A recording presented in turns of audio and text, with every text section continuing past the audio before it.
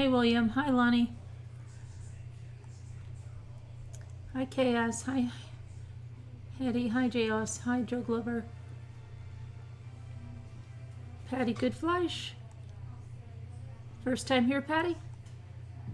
Hi, Dalia. Hi, Anna. Hi, Pippo. You're early tonight. Where's GB? Where could GB be? GB, where are you? Hi, Julianne. Hi, Judy. Hi, Little Dove. Hi, Sammy. Hi, Karen. Hey, Ivy Lynn. You've been out a while. You've been on vacation or something? Hey, Julie T.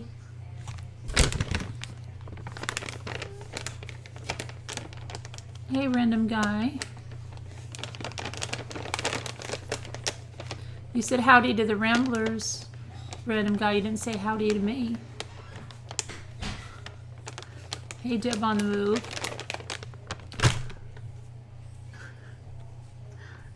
Hey, Jessica. Hey, Sea Glass and Shells. Hi, Janine, the Stelladoro. Hi, Heather.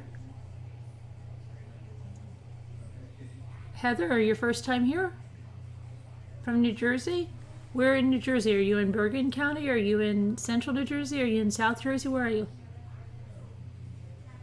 Oh, thank you, Jeff. Hey, Gigi. Hi, Laura. Hi, Deb on the move. Hi, Nanette. Who else did I miss?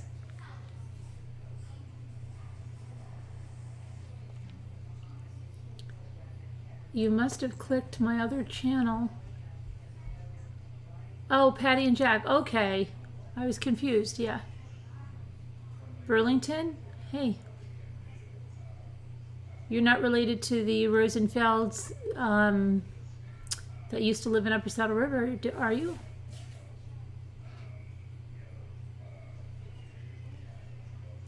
Hey, Jessica.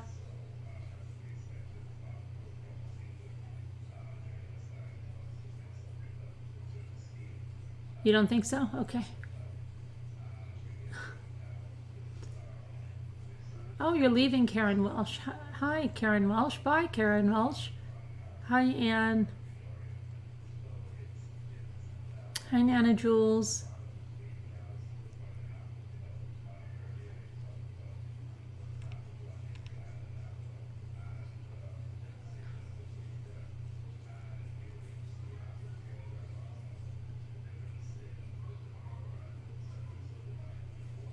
Early? Are we early tonight? Not too early. Not really. We just been really late the other nights. Really late. Really late. We're probably gonna get a little earlier. I don't know. We'll see what. Maybe when they go back, I'm gonna be able to do premieres. Maybe, depending on what there is, 2 to 3 days a week. Maybe, I don't know.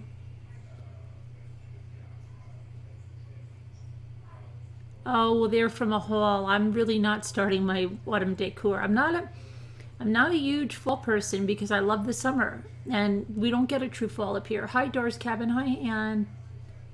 You're off to the road for some cake? Oh, okay. Why never say hi to me? Della? It's the first time I've ever seen you here.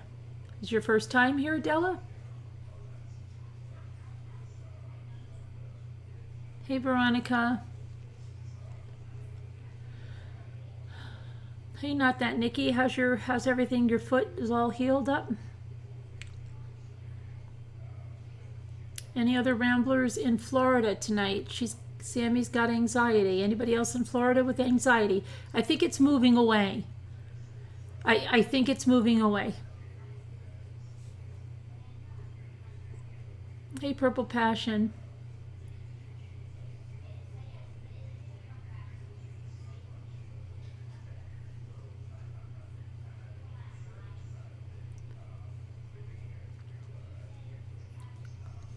Hey, Hennessy. Love the slime. Luke's a pro, and I think he should create and do his own video one time to try. He has done his own video. He did do one walking around the lake or something. You see it going straight at Florida? They said it's going to veer off a little bit, I think. Hey, Mommy for the win.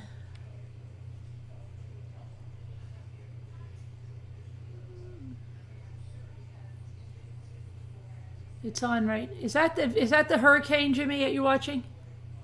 Huh? Are you still watching about the hurricane? Yeah. Jimmy's watching this hurricane as if we live there. That's how he's watching this hurricane. Okay? Nothing is on but this Weather Channel thing. CNN. It's okay. But it's 24/7, Jimmy. You're watching it like we live there. You can't even believe the time he's putting in this. It's a lot of time. We could have moved the sheds in that time.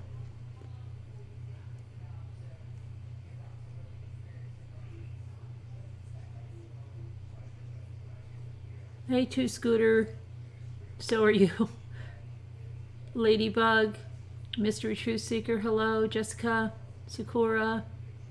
Who else did I miss? We love the summer the most, and living in Vancouver, we never really get a nice stretch of hot. So yeah, this summer was awful. Awful. I thought it was going to be a rainy summer. I thought that was going to, no, this took the cake. We had 4 weeks of summer, not even, and then we had fall. August was September. Sorry, have to walk home, phone going flat. See you when I get home. Okay, Evie. Hi, Brenda. Hey, Patty and Jack. You're in Florida. Where is Dorian? You're not watching. Wow, that's crazy. You are in Florida and you're not watching. I should tell that to Jimmy.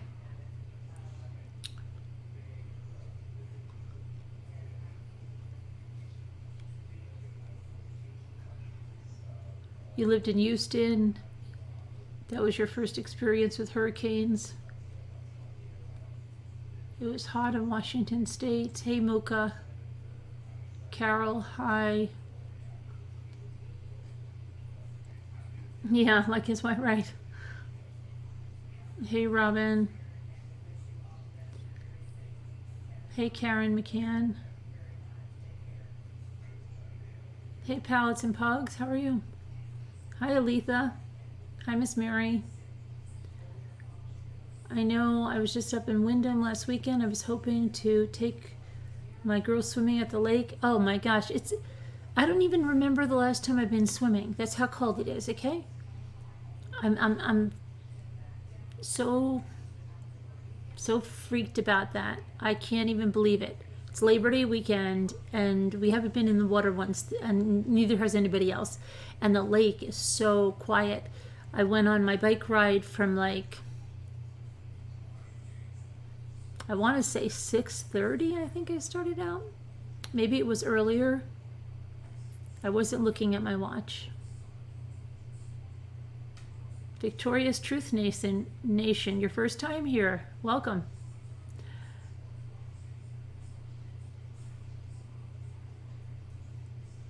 Hey, Leaping Lizard. Hi, Sarah. Your husband was listening to the weather on a satellite radio in the car. Yeah. Are you in Florida? Probably not, right?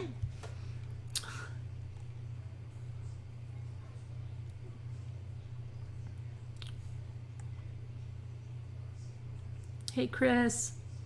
Who else did I miss? But hi, Linda B. You should come down me at the Jersey Shore. The beach has been gorgeous. Hey, Rosemary. Which reminds me, where's Rosary? Hey, Jennifer Madison, how are you? You mentioned a book club.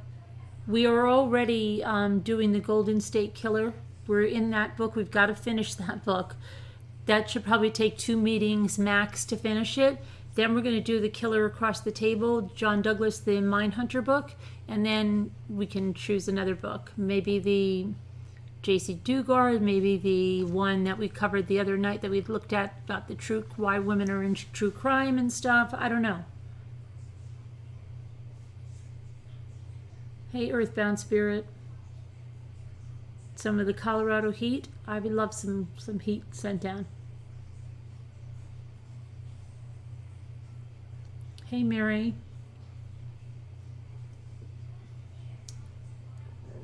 What is the best beach? I mean, a lot of people go to Long Beach Island, Seagirt. Some people go to Wildwood. It all depends. Hi, Tamlin.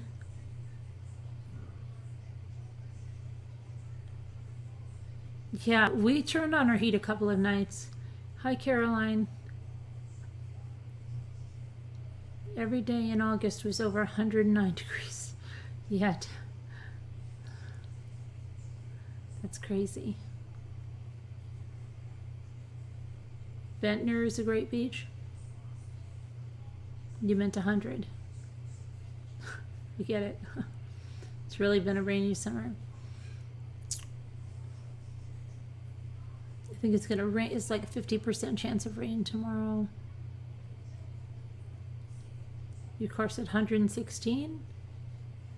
We didn't get hot here till mid-June, so figure it'll be a hot 100 all September. Yeah. Is the book club discussion a live video? Yes, but it's private. So it's private, and then we'll make it public after. But it's private live. It's a private live. Okay, so Golden State Killer lived 2 miles from me. Is that what's supposed to say, me instead of he? Scared me as a kid with my single mom. Wow, he killed someone we know. Wow, you should come to the book club meeting. You should definitely come to the book club meeting.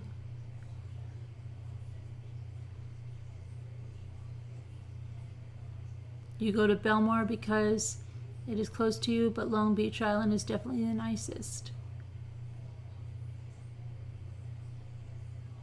You did yard work, Sassy Darcy. You got filthy dirty. You hosed off, and you jumped in the pool. That sounds good. Your hubby and you are going to Colorado Springs in mid-September. Colorado Ramblers. What will the weather be like? And any suggestions? Well, I think you can go to this. Are you going to go to the Springs? Like, are you going to go there, right? There's no boardwalk at Stone Harbor, but it's always my husband's family's favorite beach. I loved Ocean City and what is that? Rehoboth? Rehoboth? There's an interesting case up here in Canada. After 20 years, a match was made utilizing a DNA bank. The trial is set for the fall. Hey, Ladybug, yeah? What is it? What happened? Rehoboth Beach. Rehoboth.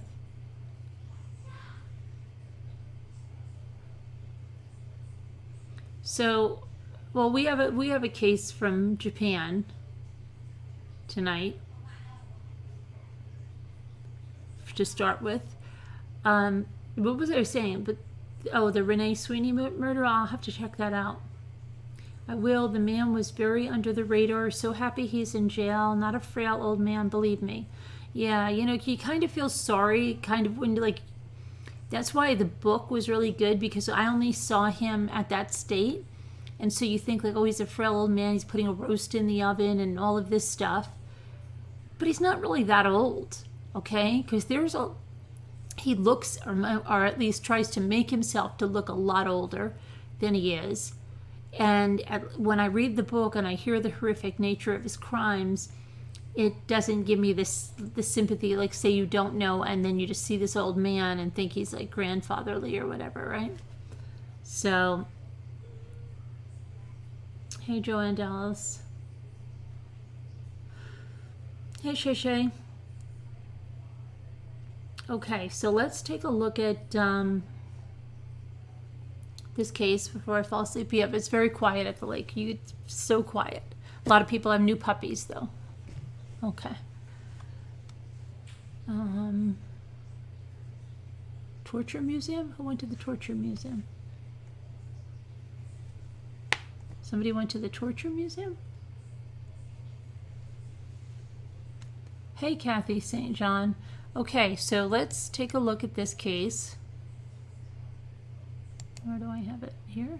Okay. Japan is one of the most peaceful countries in the entire world. Last year, the country hit a record low of crimes with just 915,111 in total. Much of the decline was based on a shrinking number of thefts. It therefore seems that most of Japan's crime is associated with some form of larceny. Way back in 2000, robbery might have been the motivation for an even more disturbing... Hold on one second, I hope that's not... Okay. For an even more... Where am I now? Disturbing crime, the murder of an entire family, okay? In a country where mass homicides are rare, the murder of the young Miyazawa family shocked Japan to its core. Despite a massive manhunt and countless hours of investigation, the Japanese police never managed to apprehend the man responsible for the brutal slayings. So, let me get a picture up here for you guys. Hang on. There we go.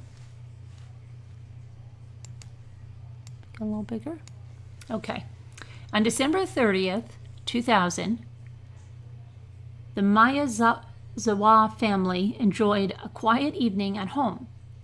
It was the time of the New Year, which is a very, very big deal in Japan. The father, 44-year-old Mikio, I'm just going to say okay, briefly surfed the internet while his wife, 41-year-old Yasuko, watched television. Yasuko was joined by their daughter, 8-year-old Nina. The family's other child, 6-year-old Ray, was by himself upstairs. The family's home was located in the Setagaya section of Tokyo. While Tokyo is one of the largest and busiest cities in the world, Setagaya is somewhat reclusive and definitely quiet. The family only had 2 neighbors. The next day, on December 31st, Yasuko's mother called upon her daughter and grandchildren. When no one answered her repeated calls on the home's intercom system, she used a key to let herself into the home. To her horror, she found Mikio's corpse. He had been stabbed to death. The other members of the family were also found dead by the traumatized grandmother. Okay, let me just get another, let's see. Hang on, I'm just putting up another picture for you guys. Okay.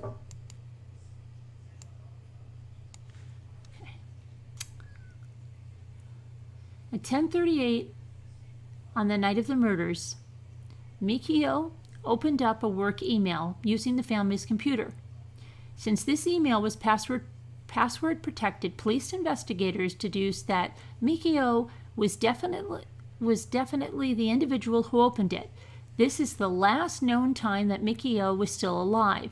Around the same time, eyewitnesses walking by the park that ran directly behind their house claimed to have heard the sounds of a family argument. The sounds, the eyewitness said, were coming from their house. Another eyewitness said that they saw some unidentified man run behind the house. Once the Tokyo Metropolitan Police entered the home on December 31st, they discovered that the killer or killers had cut the family's phone lines and had entered the home via an upstairs window. They also found that Mikio had been strangled and stabbed multiple times and was found lying at the foot of the staircase leading to the home's second floor. On the second floor, the bodies of Yasuko and Nina were found. Both had died from multiple stab wounds. Investigators noted that Yasuko and Nina's wounds were more savage and plentiful than the stab wounds found on Mikio's corpse. This led them to suspect that the killer harbored a hatred towards women. Unlike the others, Ray had been strangled but not stabbed. The killer likely murdered Ray first, for the grandmother found him dead in his own bed. Unlike other unsolved murders, the man responsible for the Setagaya murders left behind a lot of evidence. First and foremost, in the house's bathroom, police found feces, nice, that the killer had left behind. The feces contained traces of sesame seeds and string beans. Lovely. The food was considered an indication of a mama's boy, and some detectives suspected that the killer was someone who lived with his mother. That's interesting.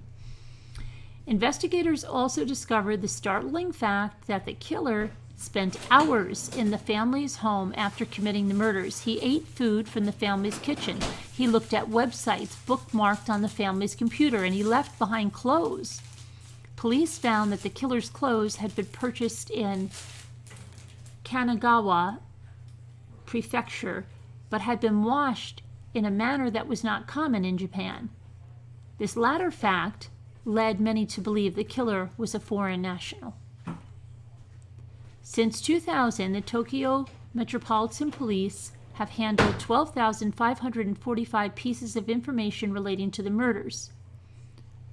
Hang on, I'm going to put up another photo here.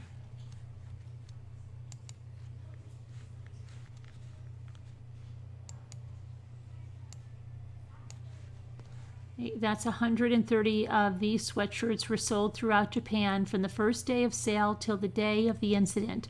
Only 10 were sold at shops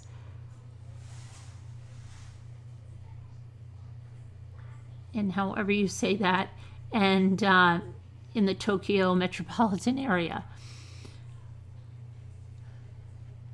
Currently, police in Japan are offering a reward of 3 million yen for any information that leads to the capture of the murderer. So far, this is what is known about the suspect. On the day of the murder, the one witness who reported seeing a strange man near the family's house said that the man wore a gray woven yarn hat featuring a black line, a fanny pack, a scarf featuring a green, red, black, orange, and dark blue pattern, a black Uniqlo jacket, black gloves, a long-sleeved t-shirt, and white Schlesinger shoes that had been made in South Korea.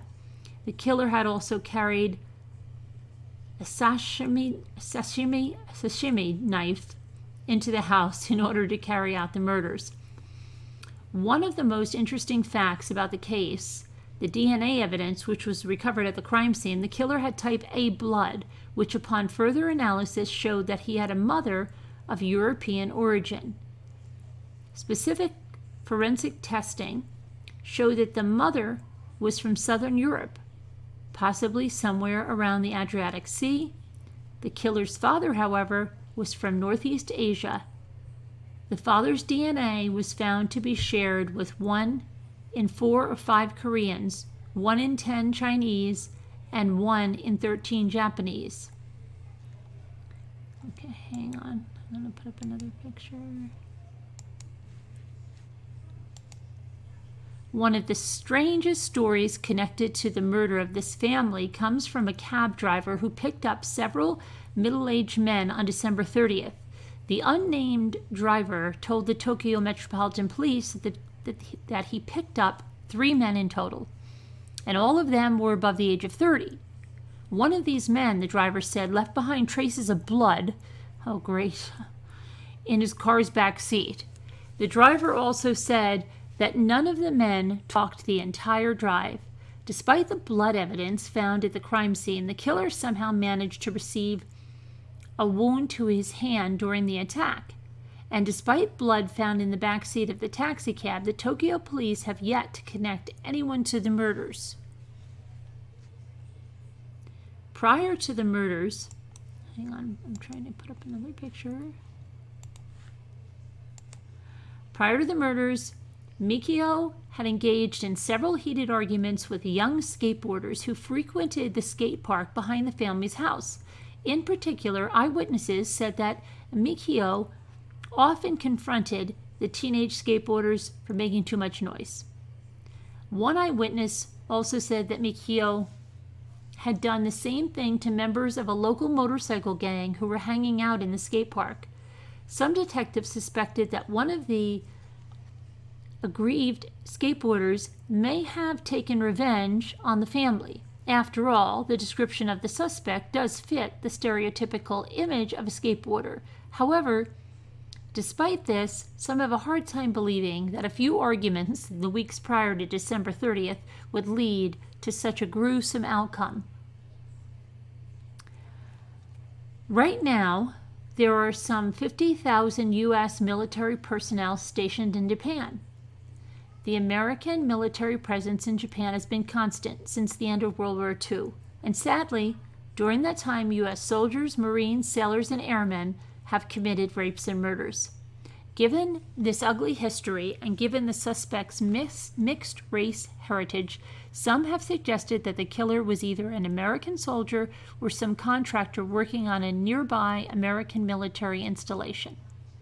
It would not have been too hard for an American serviceman to reach the family from Tokyo, for the family's house was located close to several train stations, most of which had service to downtown Tokyo.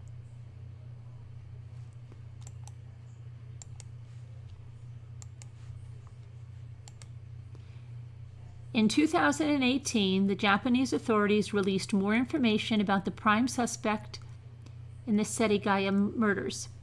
First of all, the killer's fanny pack contacted trace amounts of sand, indicating that he spent a lot of time outside. Also, inside the fanny pack was a fluorescent pen.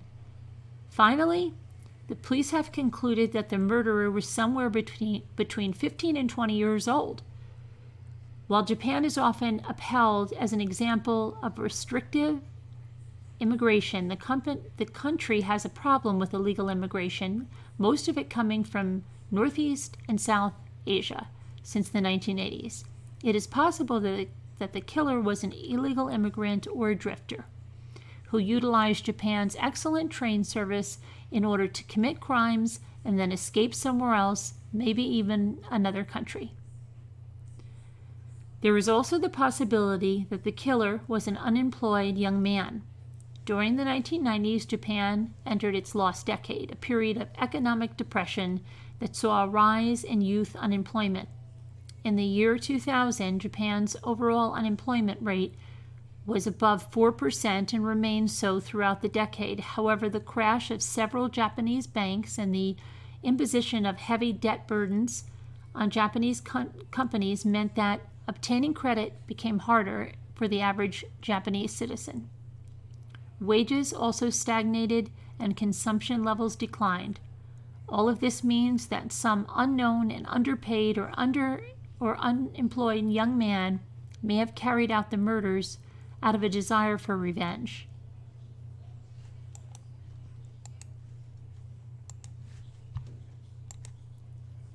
There is a lot of circumstantial evidence indicating that the murderer may have been a South Korean citizen. First of all, most people who share the killer's paternal DNA are ethnically Korean. Also, forensic testing of the clothes left behind by the killer at the scene indicated that they had been washed with mineral-rich hard water, a type of cleaning water common in South Korea but uncommon in Japan. In 2015, Japanese true crime author Fumiya Ichihashi released a book claiming that he had uncovered the killer's identity. The author noted that police detectives had found soil at the crime scene that was traced back to the province of Gyeonggi in South Korea. Also in his book, Ichihashi, who calls his main suspect R, says the killer had once served in the South Korean military. Ichihashi's book said that R's fingerprints, which were obtained by the author, are a match with the fingerprints left by the killer at the crime scene.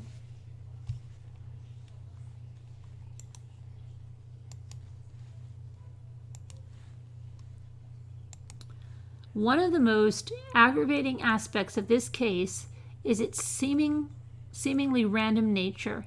That being said, some have offered motives for the crime.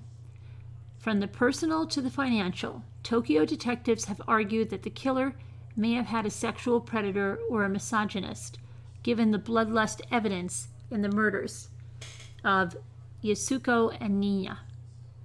Others have argued that the killer was motivated by revenge, either because Mikio had dressed him down in the past or because he hated the family for their financial success.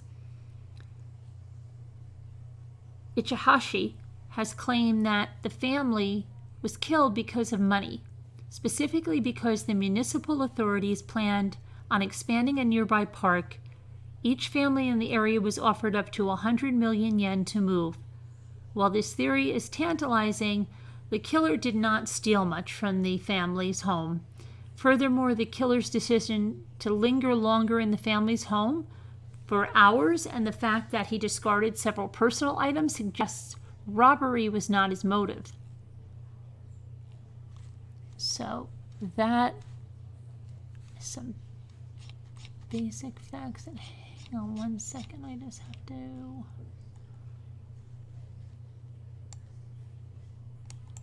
change thing here. You can talk amongst. I'm just trying to pull something else up here.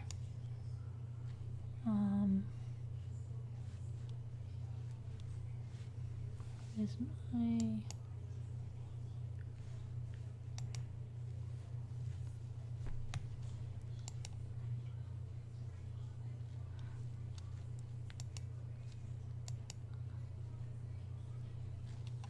okay.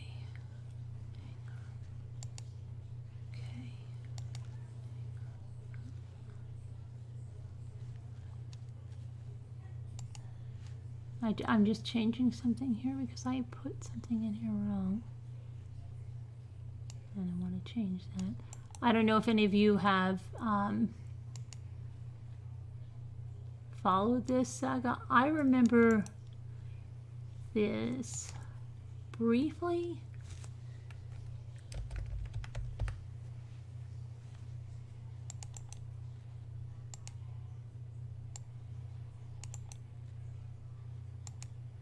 Okay, so I just want to pull up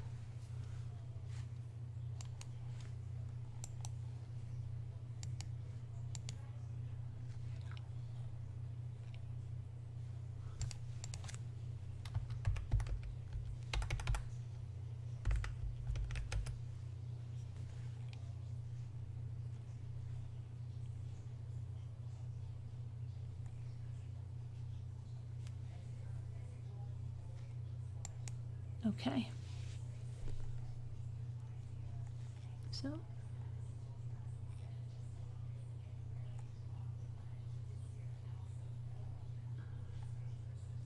there is someone that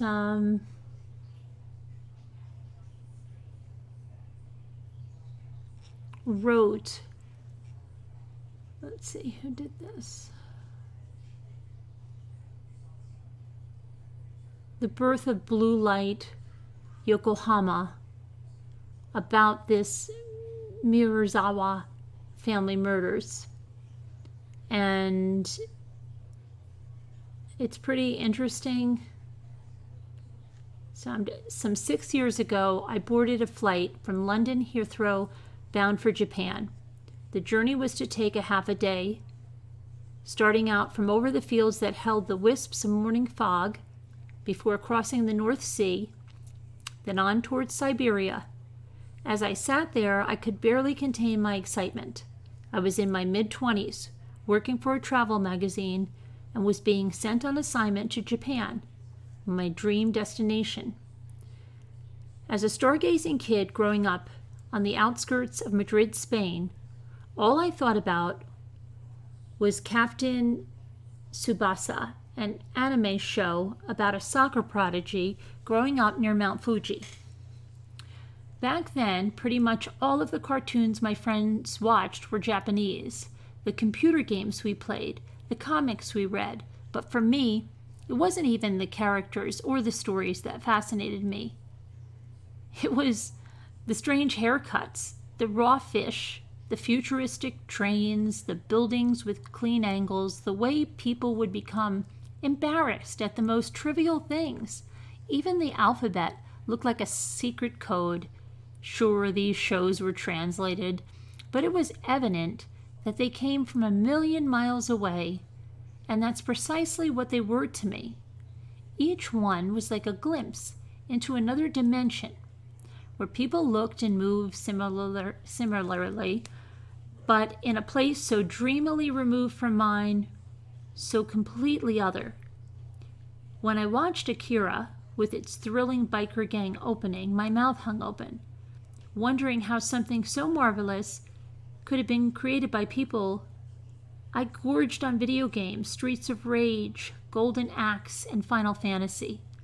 Later came the books in the miso soup, Points and Lines, and the hard-boiled Wonderland and the End of the World. I had promised myself as a child I would go to Japan one day, and now I was keeping that promise. By the time the plane landed, I felt like I had been cannoned into the future in a way I had. What my body registered as nighttime for Tokyo was early morning. I passed through security where a man wearing a tie emblazoned with the word immigration stamped my passport. I collected my rail pass and then I boarded the train for Tokyo. It was then that I realized, this probably sounds stupid now, that in Japan I was essentially illiterate. The signage, the news bulletin on the screen, the train ticket in my hand, all of it was indecipherable. Now there is a stereotype about the Japanese being impenetrable, what with their never-ending customs, etiquettes, so on. But this always felt like it came from the same narrow gully of lazy thinking where you could find English gentlemen dropping everything to take tea at 5 o'clock, or Spanish people all being big fans of bullfighting. Besides, I'd read the books, I played the video games, I was well-traveled and well-informed. Surely, even though I didn't speak the language, I'd be able to blend in a little. But as the bullet train hurtled towards Tokyo through rice paddies greener than green, instinctively I realized that I had been mistaken. I had merely brought a small collection of expectations along with me in place of knowledge. Japan had always been a sort of adopted spiritual homeland for me, but now, 6,000 miles away from London or Madrid, I realized that Japan hadn't necessarily adopted me back. I handed my ticket to the white-gloved inspector and saw my first proper Japanese bow. Looking out at the Chiba countryside, I felt uncertain, excited, maybe a little alone. By lunchtime, I'd found my hotel and dropped off my things, not even allowing myself to look at the bed. Keen to avoid the notorious bad jet lag, instead, I went about my work, hitting the Tokyo streets, making notes and taking photographs. Over the course of that day, I had one or two amusing culture clashes, a misunderstanding in a 7-Eleven over a sausage, asking for a hair pomade in a pharmacy at which the cashier winked knowingly and placed some condoms on the counter instead. I had fallen in love with Tokyo, but I was bone weary. I got back to the room around 10 p.m. and went straight to sleep. I woke up a few hours later, completely disorientated.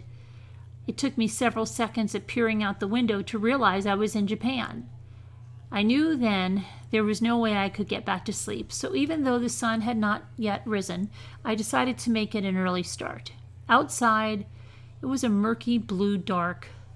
The air chilly. I found a cafe and had my first coffee with gum syrup. I went back to the hotel and drank it in the empty lobby. It was either there or in my room that I came across an old newspaper. What I do remember with clarity is that the photograph was intriguing. I was looking at a family, a very ordinary looking family. They were sitting on some stone steps, most likely on a day out. How could that be headline news? And it must be this picture from there, right there.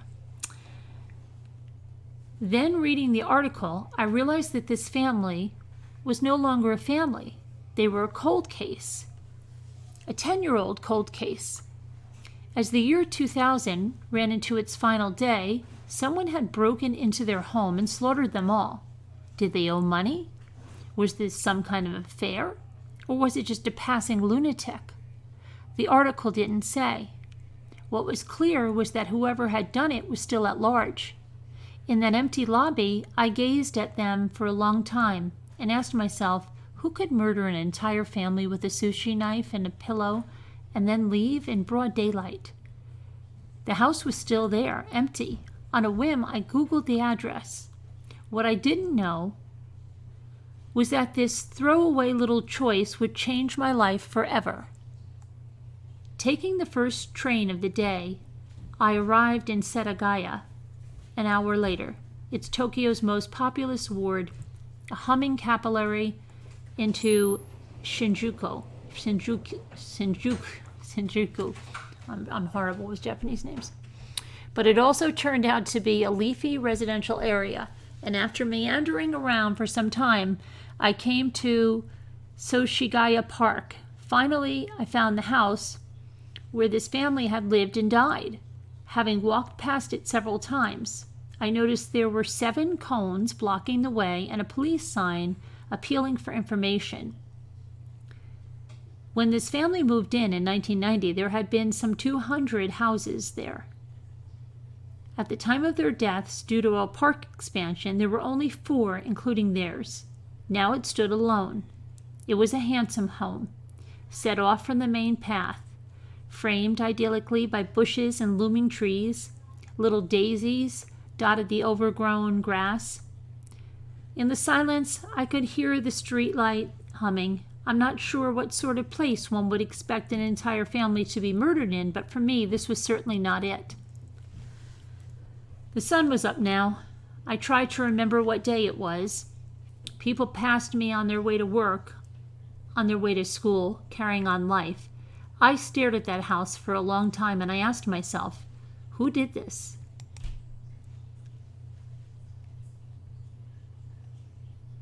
The family's house was a fair size, especially by. Okay, hold on a minute. Today there's only this heat. I'm on. This is part 2. So, okay. In the summer, its lawns are not mowed. In the fall, leaves are not swept away. At night, its lights do not come on, and if you walked past it today, you would most likely miss it. You're looking for a side path blocked off with little cones. The house itself is boarded up now. It's fenced off with 3 stories of tarpaulin shielding its view from public view. A policeman stands guard outside, hands on his hips, because this is no longer a house. It is a shell, a mausoleum. Take a second look at the family again. Do they not look plain, so ordinary, which you might find in an encyclopedia if you looked up the term nice people? In the photograph, time is frozen. We see Father Mikio. He's 44, slim, bearded, and bespectacled. He works for Interbrand, corporate identity development. At school, he loved theater and puppet animation. He wears an ocean blue polo, shirt, and moccasins, allowing 2 fingers to touch the shoulder of his son sitting below him. It's the only trace of visible affection. Yasuko, 41, although almost smiling, looks more rigid. She wears a beige blouse, her hair neatly plaited, hands in her lap. She's a teacher, and she looks like one. A nice teacher, but one that stands for no malarkey. Nina, 8, is cute, rosy-faced, and wearing Velcro trainers. She is in the 2nd grade, attending piano and ballet classes. She mimics her mother's pose, in my mind, keen to please. Her little brother Ray is 6 years old. His legs are apart, and he fiddles with his fingers, looking to the camera open-mouthed. Because of his pose, I imagine him a touch more rebellious than his sister. He wears sailing shoes, just like Dad. Nobody is quite smiling. Nobody is giving away much. So what happened? On the night of December 3rd, a person broke into their house and murdered them all. That person then spent up to 12 hours in the house eating their ice cream and browsing their internet before leaving in broad daylight. A brutal home invasion such as this would be a rare thing in most places, let alone in Japan. To give you an idea, in 2015, reported crime in Japan fell to a post-war low. Homicides didn't even break 1,000. This, despite a population of almost 130 million. For context, there were over 100 murders in Honduras in the first 10 days of the same year. I'm not saying that bad things don't happen in Japan. Of course they do. But when you compare their numbers to much of the rest of the world, murderous home invasions in Japan just don't happen. And yet, let's start with the bare facts. We know that Mikio died first. This seems like a logical place for a killer to start if one considers the father the main threat. He was stabbed to death, probably in the hallway. Next came Yasuko and Nina, who had attempted to hide. They too were stabbed to death. Finally, the killer came for little Ray, still in his bed. One can only hope he was asleep when it happened. But here the killer broke form. He smothered the boy. This detail must have been significant for the police. There seemed to be no bloodlust in this final act. No orgasm of violence. Perhaps the killer didn't want to be looked at, or perhaps he felt it was necessary to use the knife.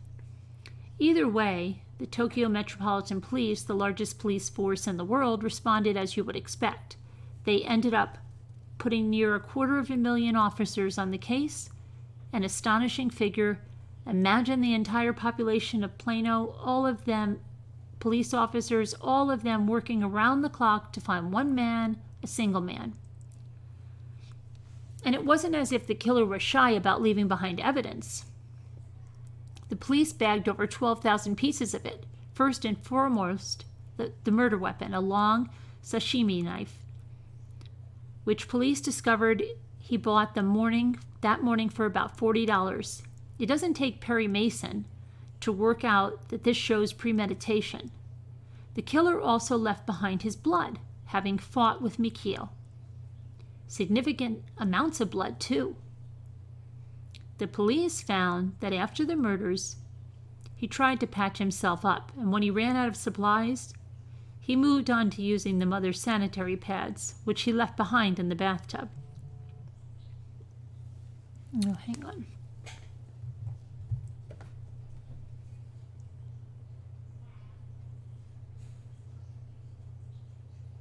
Oh, Jimmy,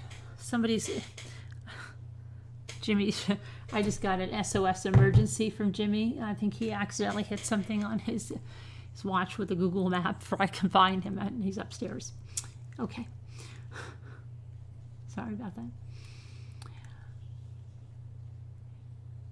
Blood analysis revealed an intriguingly rare profile. The killer was half Asian, Japanese, Chinese, or Korean, and half Mediterranean, Spanish, Portuguese, or Italian.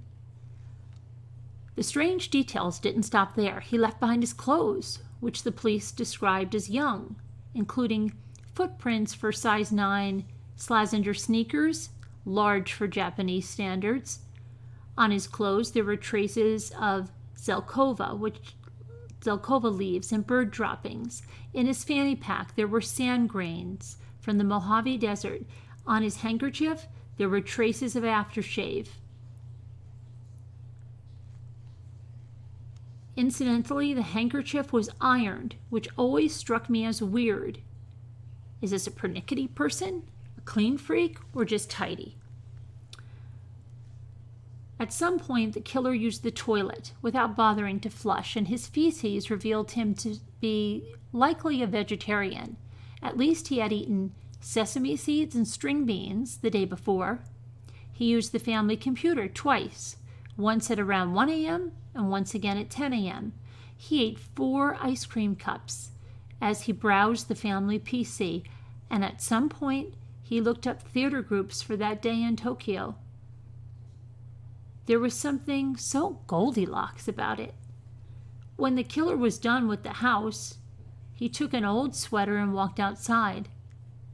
16 years on, and still out there, he may have well walked right off the edge of the earth. But nobody just vanishes. So where'd he go?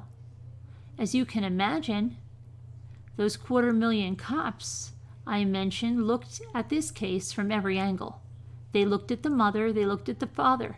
They wondered about money owed to the wrong people. They wondered about affairs, some secret pathological hatred of the family. They even took away the family's New Year's greeting cards for clues. They did their victimology, as you would expect, but they never found the killer. Nor did they, or anyone for that matter, come up with a viable theory. There have been several posed, a robbery gone wrong, etc., but none of them ever really stood up to the pure oddness of the act itself. Today, from those 250,000 cops, around 40 officers remain attached to the case full time. They still bounce around theories. They still wait by the phone. They still hand out flyers at train stations. And they visit the house every year on the anniversary of the murders to bow and pay their respects to the family. Young men, now veteran cops, there will have been retirements, birthday parties. For that 40, I wonder if they feel stuck, frozen in the mystery of such an aberration. Do they think about this family often? When they're watching TV at home with their families, for example? And what of the killer? He may even be dead. Nobody can know. My feeling, he simply moved on and reinvented himself. He's probably far away. Maybe he has a family of his own. But inside, he'll still be that man capable of a massacre. A very particular man. An individual. Someone who travels. Someone who most likely doesn't eat meat, someone who likes masculine-smelling French aftershave, someone maybe cognizant of more than one culture, with more than one passport, someone who looks like this. Hang on. Oh, now Jimmy's calling me. Hold on 1 second.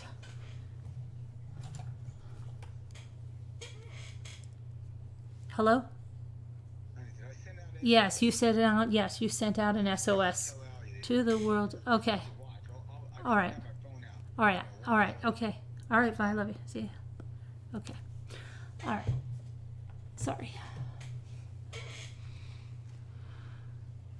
Someone who on the morning of the 30th of December, 16 years ago, for whatever reason, brought a knife. Someone who stalked through the darkness of Setagaya Park has Slazengers crunching over the brittle blanched grass towards a home with the intention of carving an entire family out of existence.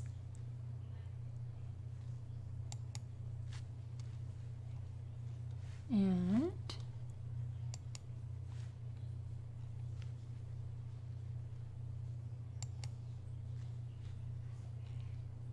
okay, let me see here. I've got to find the part 3.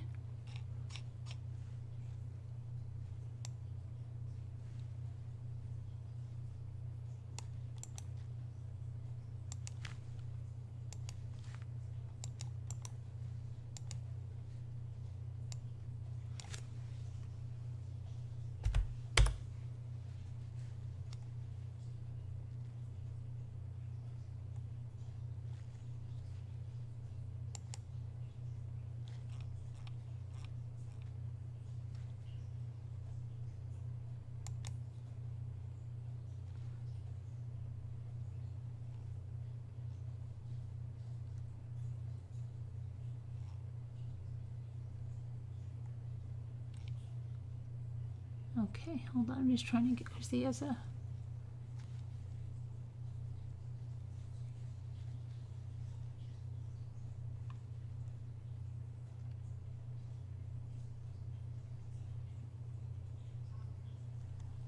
Okay, so it starts here and okay.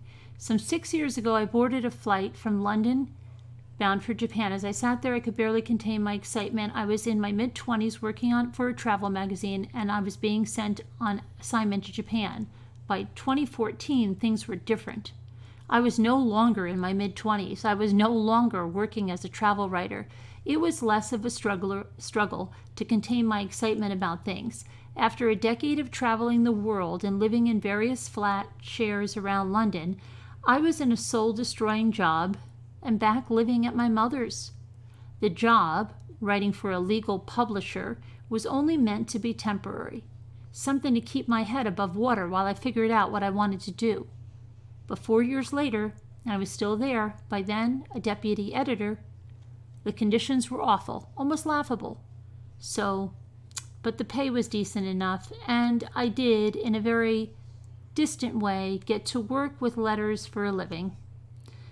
As someone who had always dreamed of being a writer, there was a minuscule pleasure in editing that dreary copy of badly remunerated 20-somethings who would leave the company within 6 months, or at least that's what I told myself.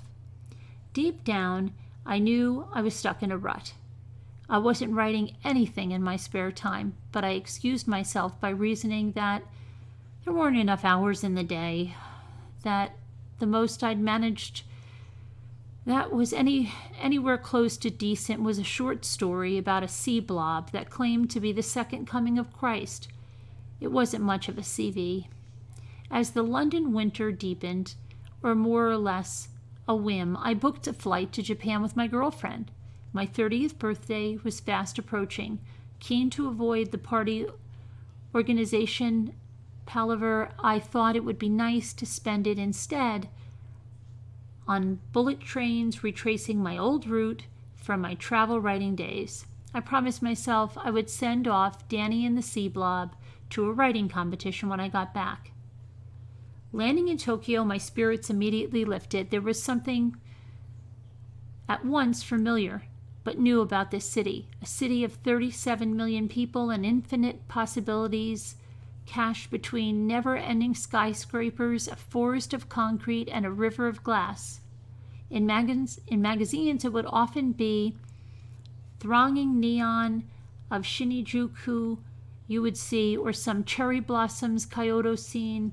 Perhaps, of course, that's all there, but what I liked the most about Tokyo was actually its slices of the everyday playing out on toy-sized streets,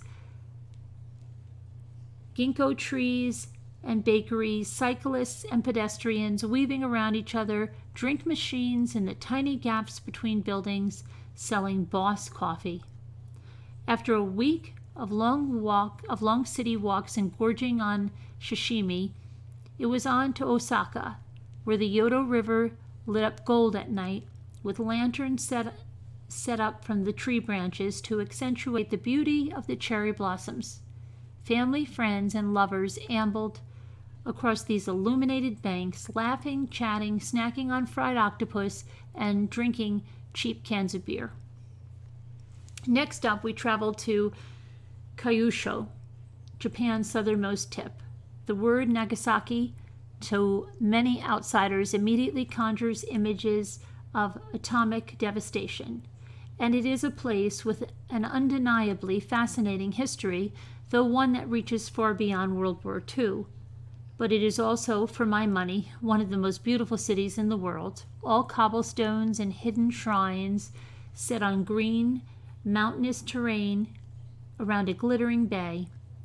From there, it was a bullet train to Hiroshima, another city marked by tragic history. If you ever get the chance to go, I can't recommend the Peace Museum enough, a horrifying but humbling experience. But Hiroshima also has less dramatic landmarks, such as the Zoom Zoom Stadium, home of the Carp, where you can take in a baseball match while eating fried seafood in a plastic fireman's helmet, or the river Ota. The river is a pleasure to walk along, not least because it will lead you to the best okonomiyaki in the world.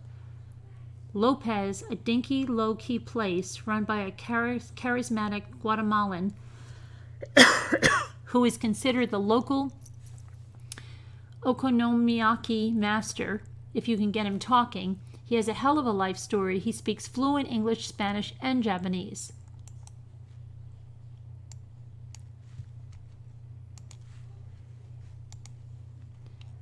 And it was from here on the night of April 16th, 2014, with a belly full of beer and okonomiyaki, that we were returning to our hotel room. My girlfriend fell asleep, but my body was wired.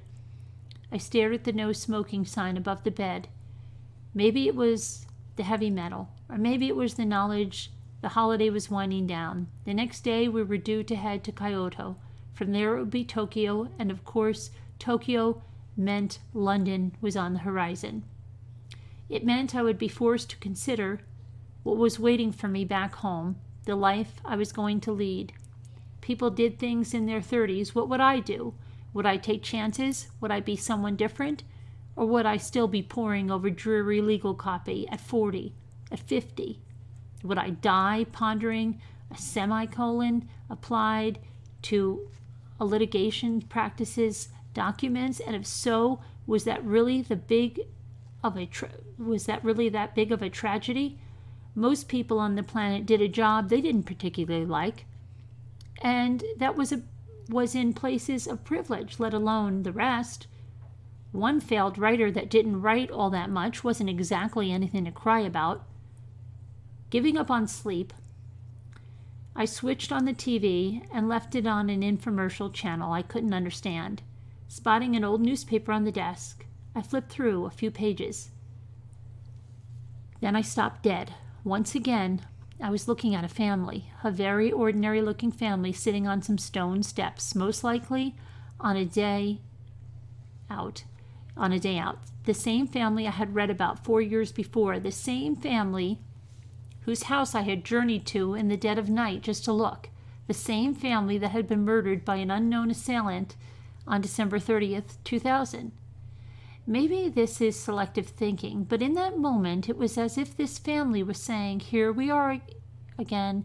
Now I don't believe in fate, but the fact that I had made a throwaway pilgrimage to their house 4 years ago now somewhat felt like fate. Seeing their faces again ripped me back into the past where they would always be. My life was changed since I'd last seen them. I was different. I was older. They were not. They had not changed. I could travel, walk along rivers, listen to stories told by charming Guatemalans. They were a memory, consigned to a memorable date, kept alive day to day only by relatives and policemen hoping for a breakthrough in the case. As I've said before, I've always been fascinated by Japan. My earliest experiences of storytelling came from Japan.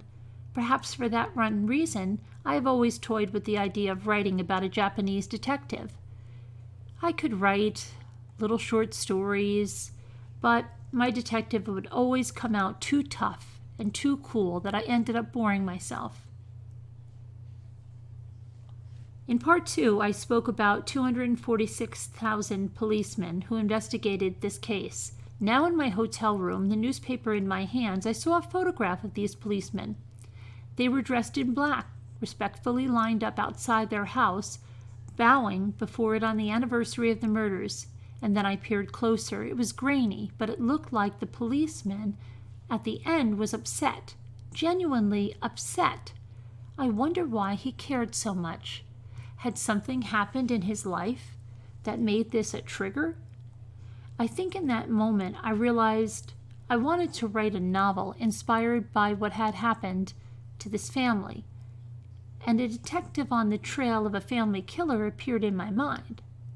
I pictured him treading quietly and carefully through a fictionalized home that this family would have lived in, running his eyes over strange details. The detective looked like the crying policeman in the photo. He didn't make wisecracks, and he wasn't tough.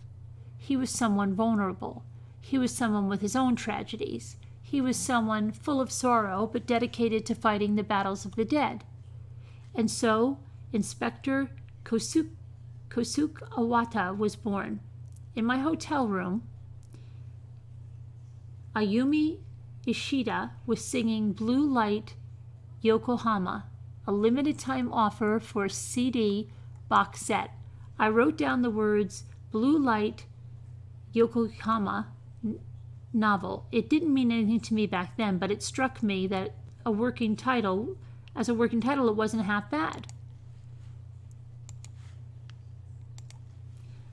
Over the next few days, I plotted out a crime novel that would respect the conventions of the genre, but at its heart would be about facelessness, about people in pain. And it was as a door opened for me. I'd never written with such drive, such clarity. Ideas and prose that have never flowed in this way before. I can say with all honesty that it was during those few days walking around Kyoto with a notepad, snatching moments in hotel rooms and on train journeys, piecing together what would eventually become Blue Light Yokohama, that I realized writing wasn't something that I quite enjoyed. It was, in fact, something that absolutely burned within me. By the time I returned to London a week later, I knew who my detective was, who my villain was, and more or less the rough plot. I started to order crime novels by the ton. I researched the Japanese penal code and wrote questionnaires for my characters. And then, back at work one day, on my lunch break, I paused. I told myself I knew relatively little about Japan. I certainly didn't speak the language, and I knew next to nothing about the Tokyo Metropolitan Police. Just from a practical standpoint, was this really a novel I could write? Beyond that, and perhaps most concerning of all, I wondered about the ethics of taking inspiration from a real-life tragedy and turning it into fiction. In the end, I told myself that I could put in the hard yards when it came to research, and as for using real life to create fiction, it wasn't as if anyone was going to read the thing. And besides, I wasn't the first person to use real life to tell a good story. There is, of course, a rich tradition when it comes to true crime, blurring the lines between reality and story. Capote's In Cold Blood, the benchmark. Lately, I also much enjoyed Burnett's His Bloody Project, more journalistic in style. Two of my favorite books are People Who Eat Darkness by Richard Lloyd Parry, a mesmerizing account of the Lucy Blackman murder, and the exceptional Somebody's Husband, Somebody's Son by Gordon Byrne, a deeply penetrating insight into the Yorkshire Ripper. But I wasn't trying to tell the Miyazawa's story, nor anybody else's, at least not from the living world. I simply wanted to use the atrocity that befell them as the basis for a novel that explored facelessness, vulnerability, solitude. I can't pretend that I wrote Blue Light Yokohama altruistically. It's a fictional novel for which I was paid. I want people to like it. I want people to buy it. Nor can I pretend that this novel is a thinly disguised attempt at keeping the memory of this family alive. In truth, Blue Light Yokohama isn't even about them. But it's also true that it would never have been written without them.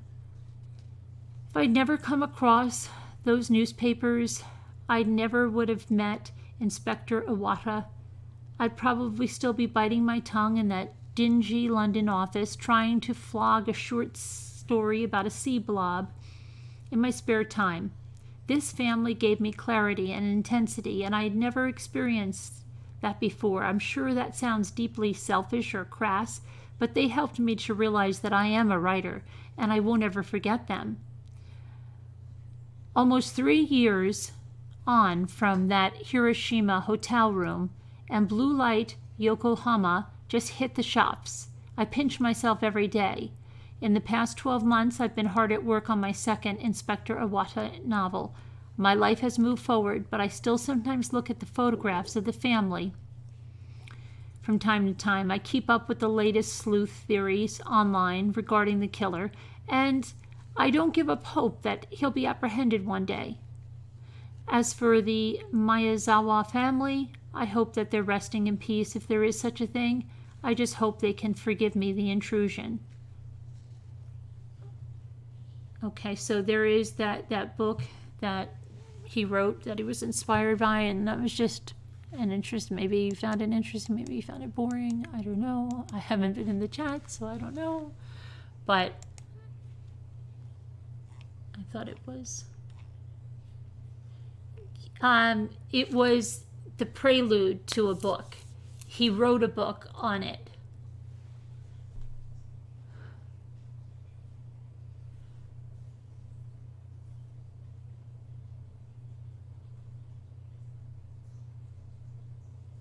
Hey, keep it kind. It was interesting, yeah. I remember that briefly because I remember the names of the child. I don't know if I had seen something about it on Investigation Discovery or something. I don't know where I heard about it. Sorry for butchering all of the Japanese names. Hi, Diana.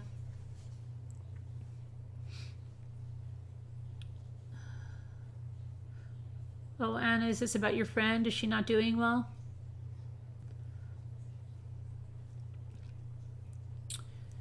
So lots of cold cases out there. I wonder, any ideas who you think it was? You think it was just one of those skater guys, or you think it was someone else? You bet you will laugh all the... Yeah, I bet a lot of people will laugh at all the way I said the names, yeah.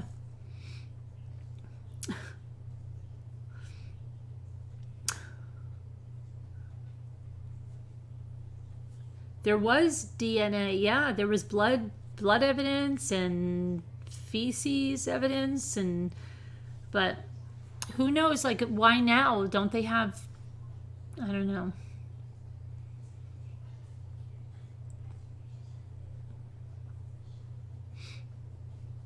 Yeah, right, Clara. Cantaloupe. Hey, Frilly Farmhouse. No, nothing yet. You think there would be soon, right, with all of that DNA evidence. I think he somehow knew them. Seemed a little personal. Yeah. Hey, Jenny. I'm not going to be eating sesame seeds or string beans anytime soon. I don't know why that placed him as a mama's boy, but that was weird. Your garden, I know, Sakura. Mine too, mine too. Too early. It's too early for that. It's crazy.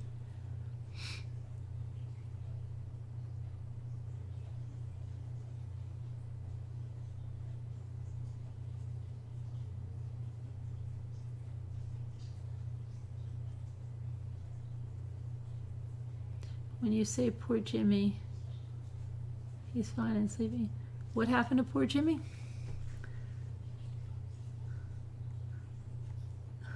Maybe she's back on the SOS thing. She might be back on the SOS part because she came in late, I think.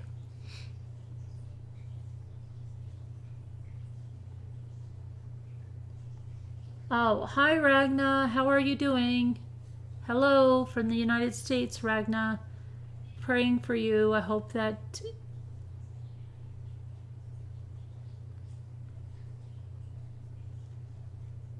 you feel, that there's help for your cancer, that you're healed.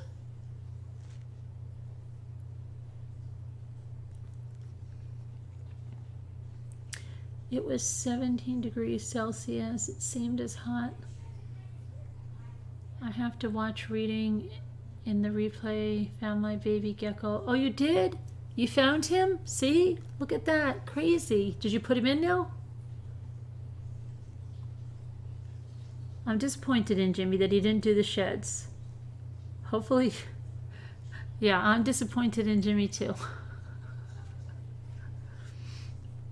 That he didn't do the sheds.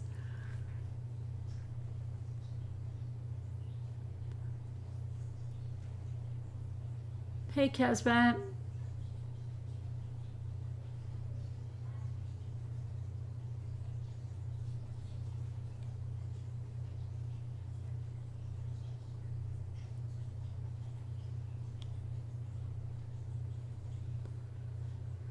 So, what else? What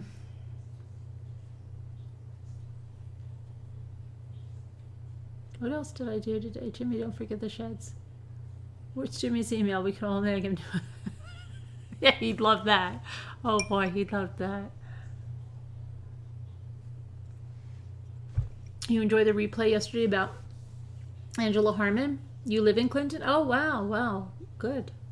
Interesting. Wow. You know anything to add about that?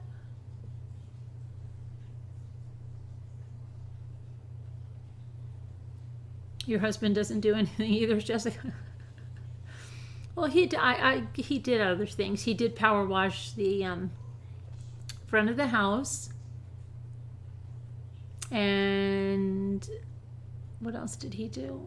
Oh, he planted some daisy. I bought a daisy plant at the store the other day. He planted that because I remember I got all upset. Like my daisies, the bricks went over, and I don't know, they moved a little bit, and they're not the big patch they were. So we planted 3 new daisy plants. I bought another one. He did plant that today.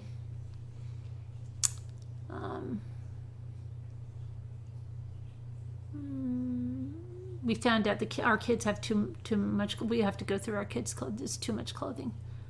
Oh, but I did get a big pile of outgrown jeans to do those things. So I'm gonna start looking that up. But I have the kids' jeans. I'd like to see about, I don't know, they're making something with the Levi part, like the back of the, I don't know. I've got to look too. Besides just the bins and stuff.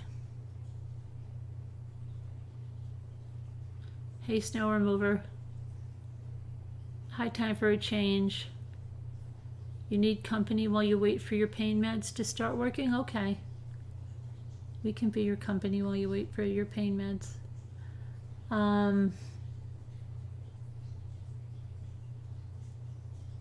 Oh, I'm going to make these. Here, I'll show you what they are. How do I, okay, hang on. I'll show you what I want to make.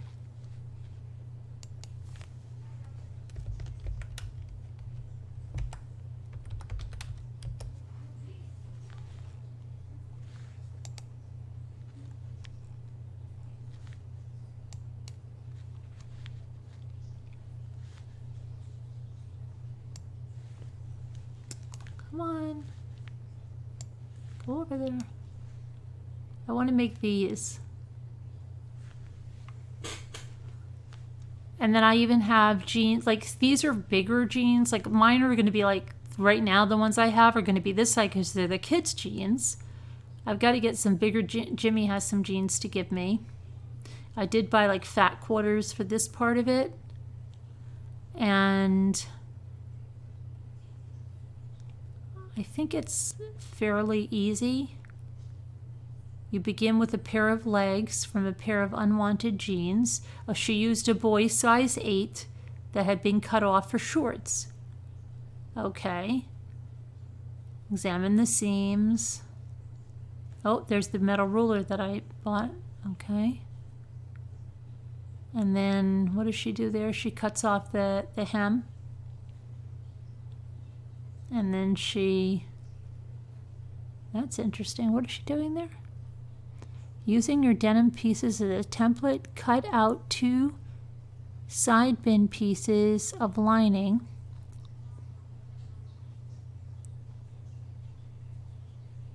I'm lost already there. How did she go to the circles?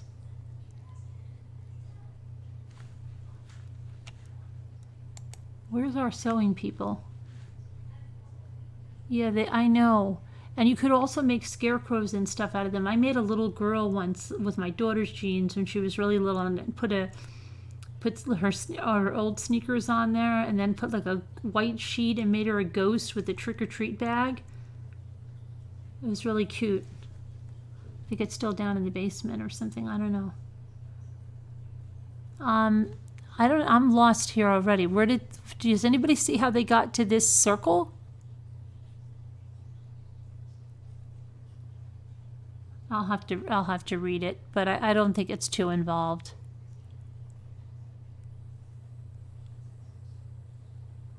See, and that's what I want to do. And then some don't even have this. You can make these even without it. That's the bottom. Oh, that's how they're doing the bottom? Okay.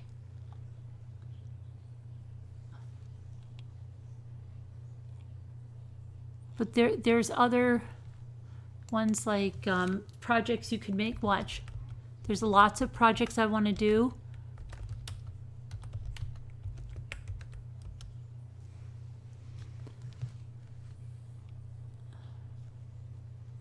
Let's see, I think if you go here, see they make them in different ways, the bins. Like this, that's just, but that doesn't have the rickrack or anything like that, it just has the fabric. There's some that don't even use that. There's like this, that has to be from a huge pair of jeans, right? To be a bag that big. That's got to be from a really big pair of jeans. There's whales. There's, what is that, a rug or something? Wreaths. You can make a wreath from the jeans. You can make a cell phone thingy. What else do they make? These little covers. But there was something else.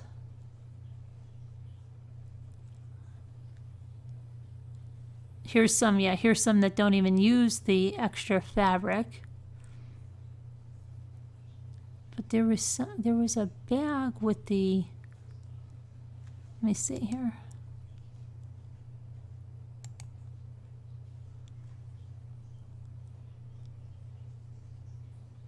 There's this apron.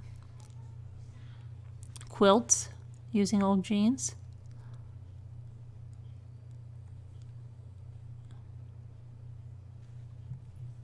This time, yeah, there's lots of stuff. Oh, and this one, yeah, I knew I saw. There was a board that they made with the pockets. Pillows. And this type of bin too.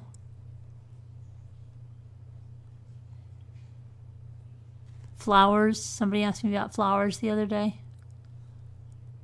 Here's another wreath.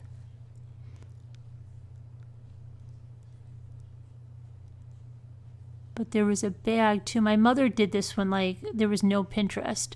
She took jeans and made us real when jean purses were in, and made them out of the what you would cut off like shorts. But it's amazing what people did without Pinterest on their own. Where would they be if they had Pinterest?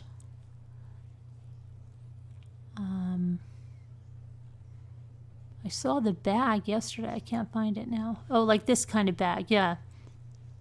But my mother even had one with like a zipper and it had a shoulder strap. But I think, and some people are doing pillows too, like with that part of it. And see, this lady made like a hobo bag. And what are these? I don't know what the heck those are. Wine carriers? Oh, here's another bag, tote bag.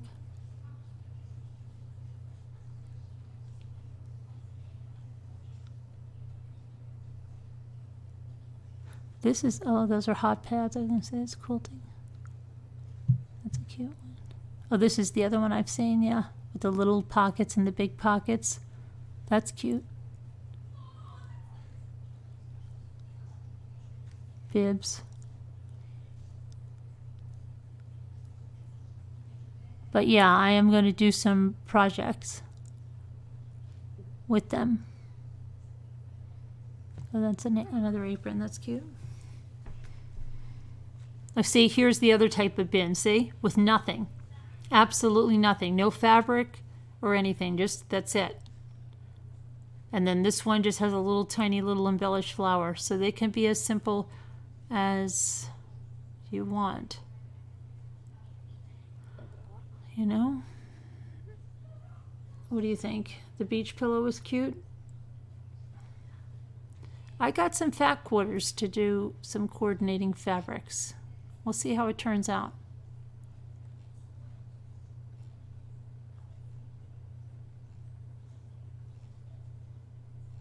Five minutes until the next Dorian update. What's going on? Is it still heading straight your way?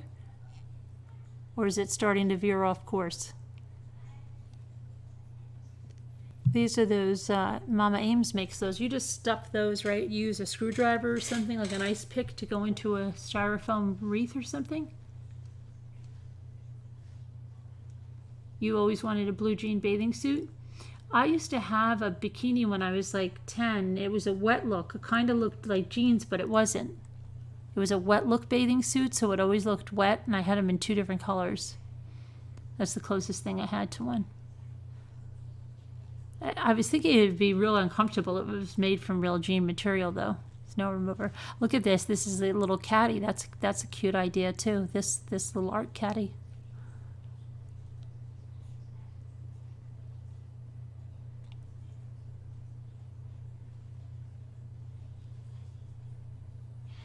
Pre-threaded needles. Who needs pre-threaded needles?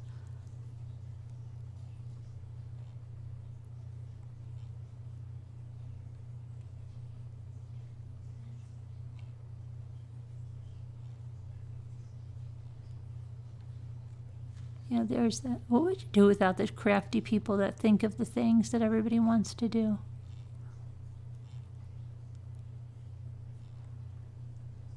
Still heading west to Florida. It's bouncing back and forth from 270 to 275. It needs to be at a 337 or 0 to miss Florida. I often fix clothes by hand, nearly impossible at night with false lights. Do you still have, what was I going to say? When is it supposed to hit, Sammy? How much time do you have?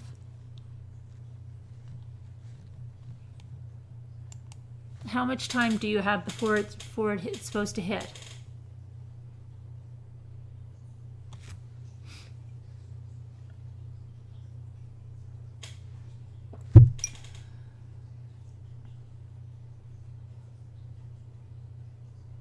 Monday night at 2 a.m. So tomorrow, like, well, about 24 hours from right now. Is that correct, right? 24 hours?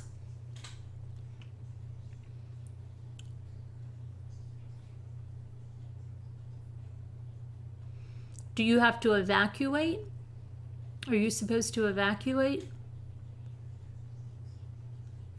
I heard someone say today it was moving away. I don't know. Sometimes I think well, you can't say that. I mean, the last 2 times they scared the life out of people and nothing happened. Okay, you remember, and they're like, we're not coming to get you. You're going out in body bags if you stay there. And then nothing happened. But you can't count on that, I know. How many of us have been here in silence? We have all changed so much.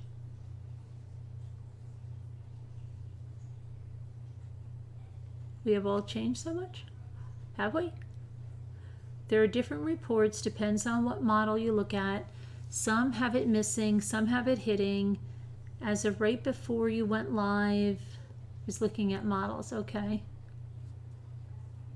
Your oldest lives in South Carolina and your sis is in North Carolina. You're worried for them.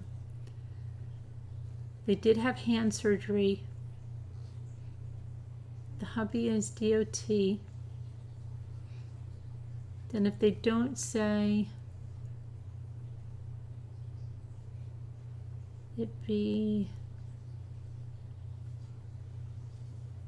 initiation.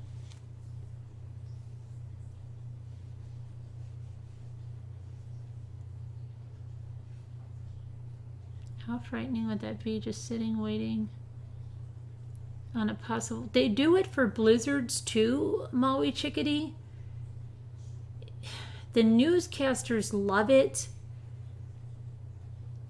Really, they're so into it. I mean, yes, people have to get prepared, but they're starting like 2 weeks in advance. They're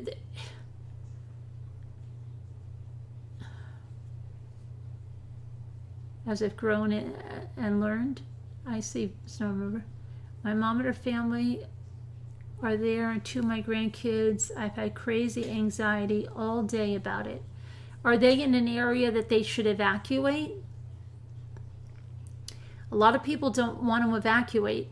You know, isn't it something, because it's all like everything is the calm before the storm, right? And everybody's laughing. Oh, we have snacks. We're going to ride it out. We're going to ride it out.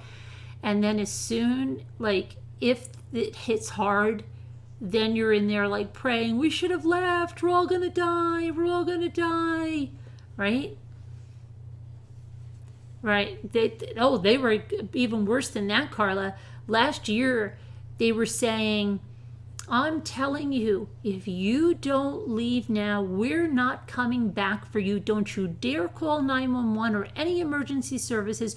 We're not coming to get you, and you're going to go out in a body bag. That's what one guy said on TV. And then it didn't even hit that area. They warn and nothing happens. Then they don't warn. I mean, it would be the worst. It's hard because you listen, it could be nothing, but if you don't listen and they were right, your life could be in danger. Yeah, they did say that. I remember that, right? You're 18 miles from the beach, so I'm hoping the flooding won't cause a wash away. The trees are really dangerous and fall through houses. Plenty fell during the last hurricane, and flooding did damage. What about the one video with the newscaster blowing in the wind? Oh my gosh, did you ever see the one with the newscaster when the stop sign came and wailed her in the face? Or it was a guy, I don't know. Oh, thank you, Anna. Thank you very much, Mommy, and all the Ramblers fans for all the prayers. Oh, you're welcome, Anna. We hope that your friend recovers fully and is healed fully. It is a yellow cornstarch. Yeah, we were using it for the slime, and it was rain. I realized that just as I was going on, Janelle, and I said, I wonder who's going to notice it, because I came in through the door and I just put it there, and I said, I'll put it away later, and I apparently didn't. So you caught me. Then you sit in traffic going nowhere. They did say, stay at your own risk. They wouldn't come get you. I remember that one, the lady newscaster got hit in the head with the stop sign. Oh my gosh, right? Oh, it was horrible. You have the same cornstarch? I actually have a bigger one. I didn't even know we didn't need cornstarch. I had the big rectangular container too. It looked like Luke had a lot of fun. Yeah, he did have a lot of fun. I'm going to have to send some into friends or something as soon as I'm done with all I'm having like a slime collection. I'm going to use it for ASMR, and then, I don't know. This channel started your YouTube experience? The YouTube experience, like the Jimi Hendrix experience, right? Whoa. I know that it's not always great snow remover, right?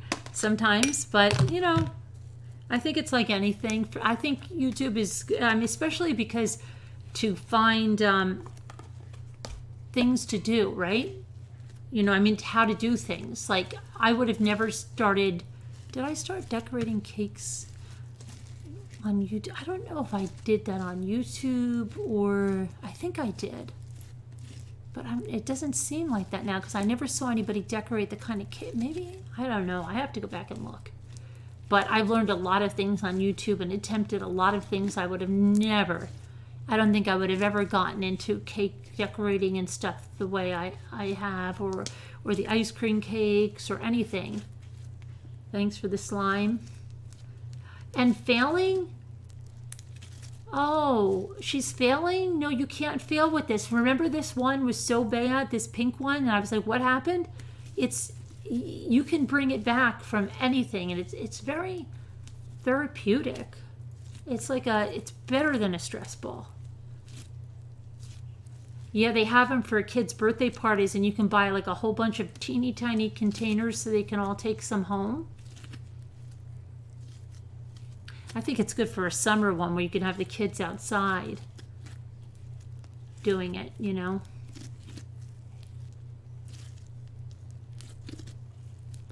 Give the slime to a preschool. I like the slime. No. I watched the cake, the cheesecake. I have to make another cheesecake, and I have to make zucchini, the fried zucchini with the lemon. I've got to make that. And I have to make another cheesecake. This started my live experience too, Scooter. Remember? Were you there that night when I went live for the first time? I was wearing this exact shirt when I went live for the first time. Do you remember? I was wearing the same shirt. Go back and look if you don't believe me. You have a great idea. Give them to a children's hospital. Carol and I will take a picture of our mat. Oh, yeah. What happened? Did you find anything good? We didn't get a chance to go out for that buggy. Maybe tomorrow. I don't know if it's going to rain. Who knows?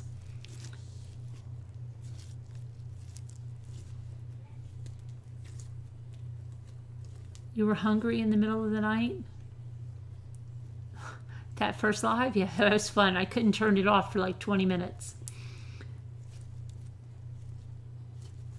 How much water did you put in the pot? 1 cup. 1 cup of water. Carla. I don't know what I'm going to do with the next one. I think I'd like to make a marble one. I don't know. Jimmy, who never likes chocolate, goes chocolate. And I'm like, I'm so surprised that he said that. The kids, there was 1 piece of cheesecake left, right? So I go to the kids. So we had to cut, and I thought about having it with my coffee, right? Because Jimmy ate an entire cheese Danish. Anyway, I said, "You kids want this cheesecake?" Thinking they're gonna, yeah. So I've definitely got to make another one. When was the first live, Teresa? I think it was, when was it, guys? February, March or something? Hi, happy wife. Did the tortoises hatch? You could call it Luke Slime Time. I would love to grab Dorian and put it in the rubbish bin, the wheelie bin. Look up YouTube, easy way to thread a needle.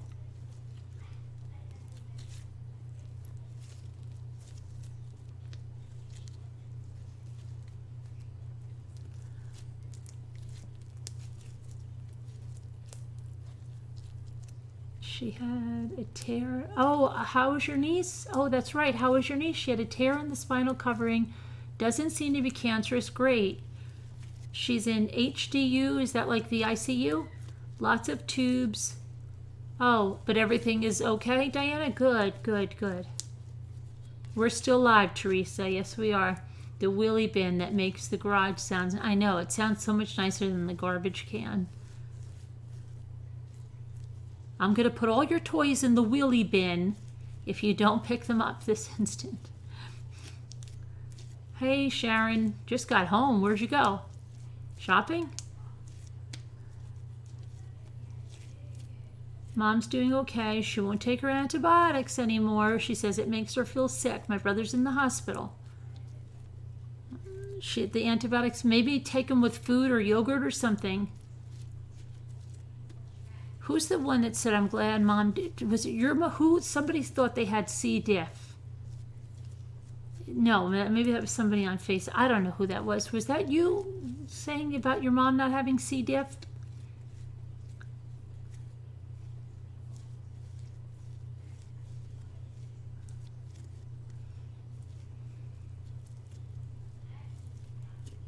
Their IV antibiotic. Our son was playing. Oh, at the Peach Festival. Oh, wow. Okay.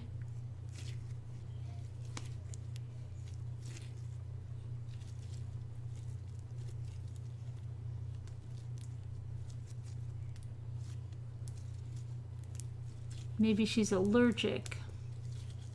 Did you tell the doctor that she's not taking them?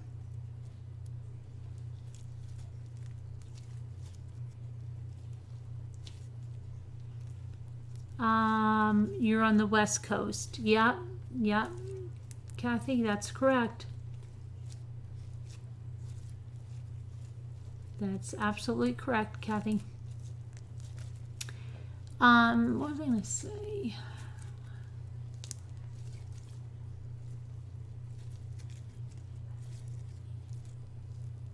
So tomorrow, you have had, yeah, Jimmy did too. He told this whole story with the cats. Let's not get there. Let's not go there again. That was horrible. Try hiding her. No, I think she takes them by IV, Jenny. Because of the holiday, she has to wait until Tuesday. No cat story, please. Leaking cats. No, we don't want to hear about the leaking cats. Please, no leaking cats. I did go on my bike ride early and I rode an extra mile, so that was good. I could have went around again another time. I was like, I'm glad that remember when I had my anemia and I was like, almost dying after 2 miles?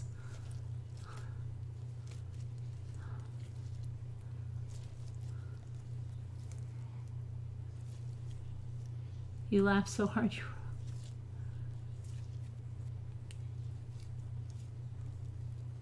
Yeah, Hennessy, you put on music and you can keep going. And plus, I got past puppies and things like that many times. Did you? Oh, look at you, Janelle.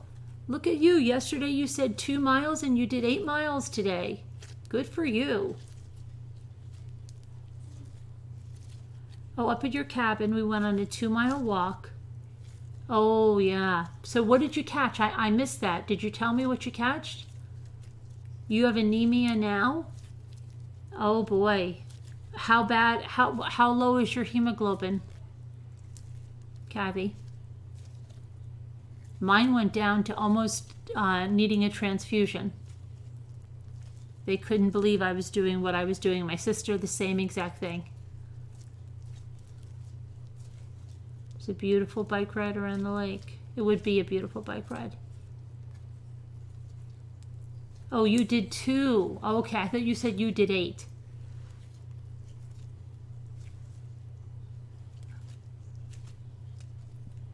Oh, you haven't seen the doctor yet? What is it? Is it like 7? You're taking your iron, right? I would double up on that and take it with vitamin C. We caught some weird stuff. 2 really long metal rods and a crazy looking metal thingy. Oh, wow. Did you have a good time? Yeah, send me the pics. Oh, you found some fishing? We haven't found one fishing lure yet, which is crazy because I know my sons alone have lost so many. I really want to find that buggy now, or part of it.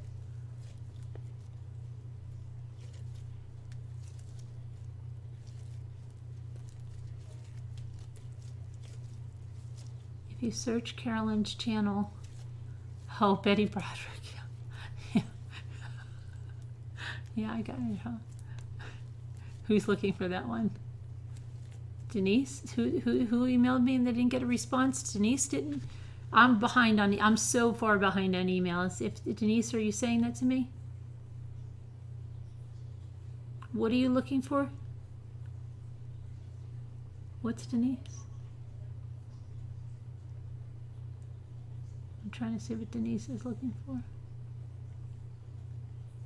If at first you don't get an answer, try again. Sometimes I don't get to stuff and then it gets buried because there's more stuff. So don't be afraid to send another email if it takes me a long time. Yeah, you have to just understand that. I am going to a really good dollar store.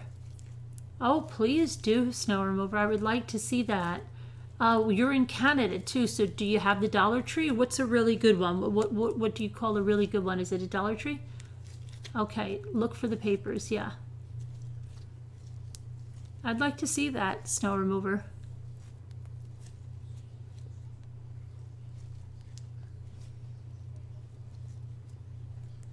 Oh, what do you do now, Janelle? You can just talk in the craft group and then you'll know when the next craft is going to be. I'm not sure. I think we have to get our kids back in school and then everybody can see. Carolyn, when I said they drain the lake, it's because it's a river with a dam.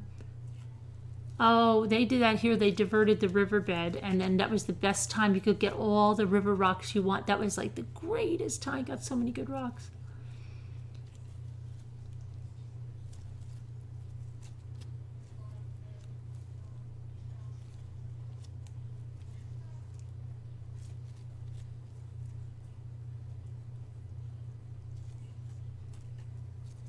Please give this donation to Luke for teaching us how to manifest. Luke is the dude. Okay, Linda, I will. Thank you.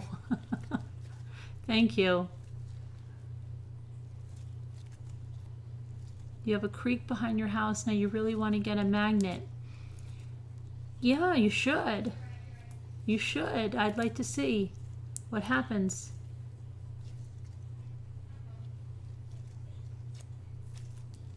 I didn't get to talk to anybody about that buggy today because that's when we found the car with the two I know. It's crazy. Did they take it out of there? Luke has been busy this summer, I bet. Yeah, it doesn't seem like we did as much as we normally do. Like I said, we didn't go away like we normally do. So that, I don't know.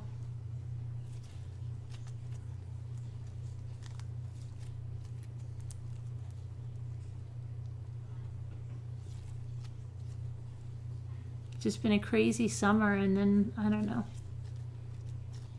Seems like it wasn't the same length as other summers. I don't know. Something was whacked. August just went so fast, and it was so horrible. In a way, I hope these months, January, back to next spring, get to March, I'll be good. Spring again, summer, I like that. You're getting ready to move?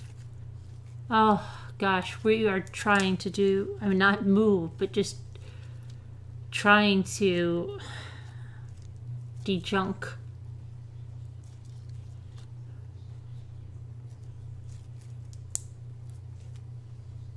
Oh, did you give the numbers? Wait, I missed the number.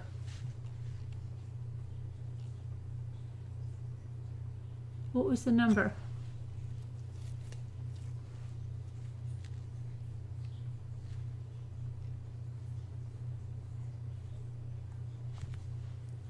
I missed the number.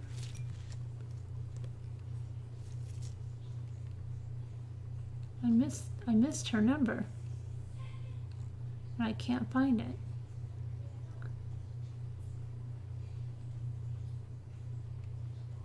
I can't find it. I don't know what the number was.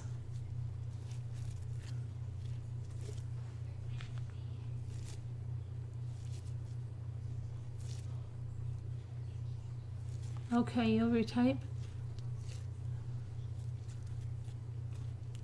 Her number is 216, 416.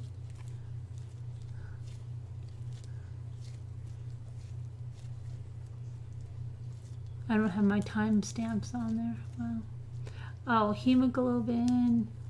Oh, your hemoglobin's not that low. Isn't 12 normal? Doesn't it give you the range as 12 being normal? I was down to like 7. You're just a little bit low, but I take care of it because that's what my doctor was saying. You're just a little bit low and not to worry about it. And then it just kept going lower and lower and lower and lower. You went to 5, you must have needed a transfusion. They told me if I went to 7, I was going to need a transfusion, and I was 7.1.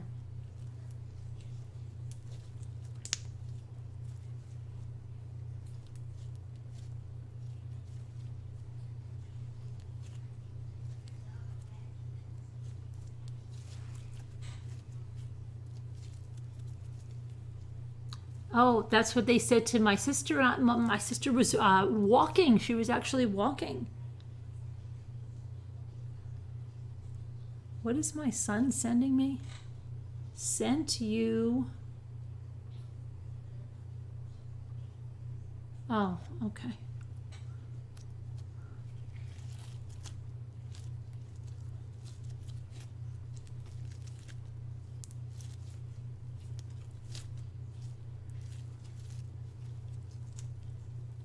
Think you need more coffee. My iron stays stable now. Had to see a hematologist and he fixed it, thankfully. Did you have to have a transfusion?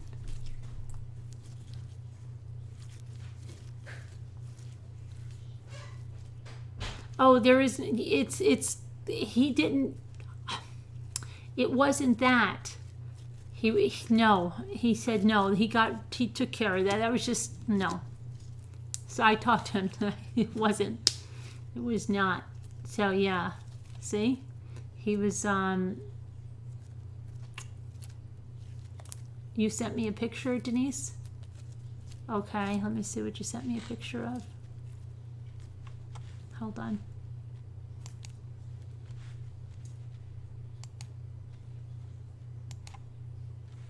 Oops. Oops, oops, oops.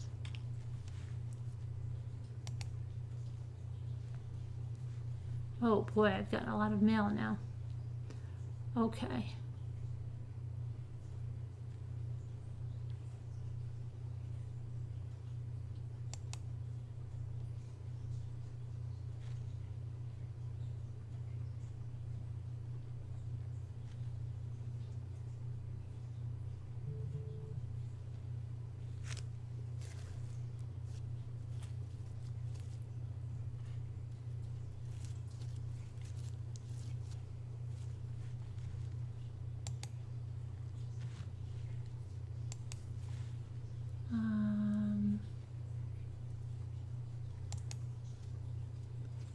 Helen, I'm not aware of it.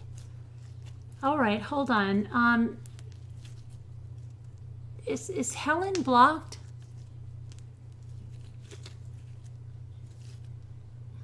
Does anyone know? Can we unblock Helen if she was?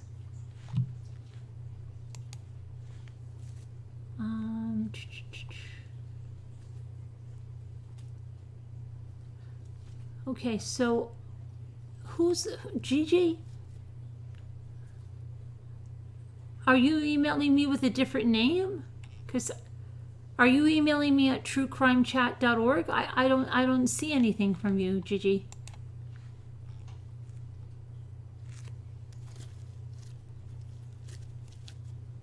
Helen shouldn't be blocked. Did anybody see Helen in here today? Helen. Helen, if you can still hear me, let me see. I'm just trying to see if I didn't see you in here tonight. Let me check if you accidentally got on the. Let me see. You shouldn't be blocked. Let me see. Sometimes things happen. So hold on. Let me just see here. Oh boy. Let's see.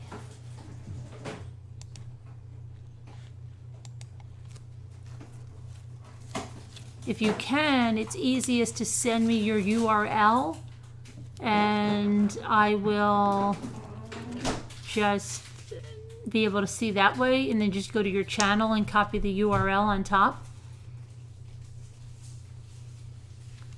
But if I'm going to try to look,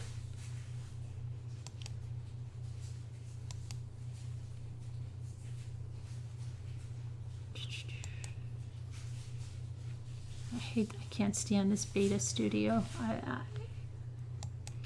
I put the other one as my default, and it keeps changing anyway. Okay.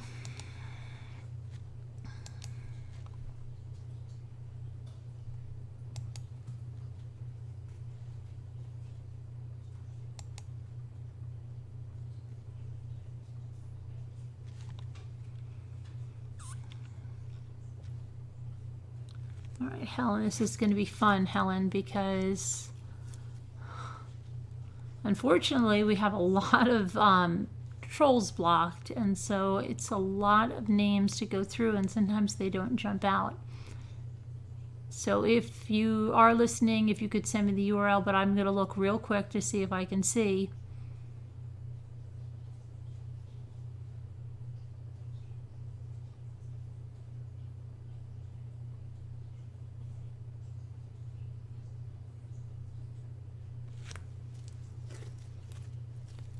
Without the slime going down my arm.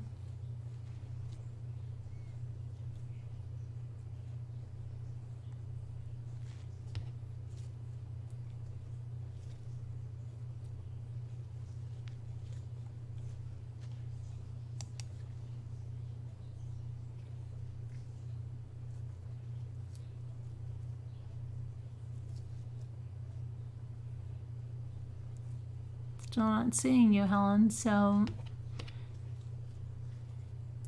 why do you think you're blocked?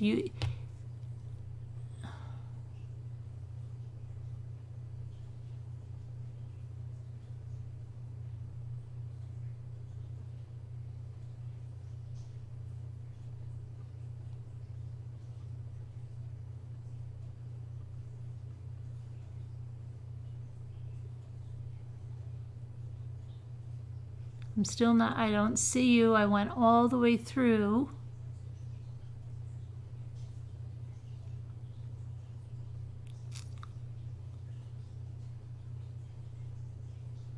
I'll look one more time.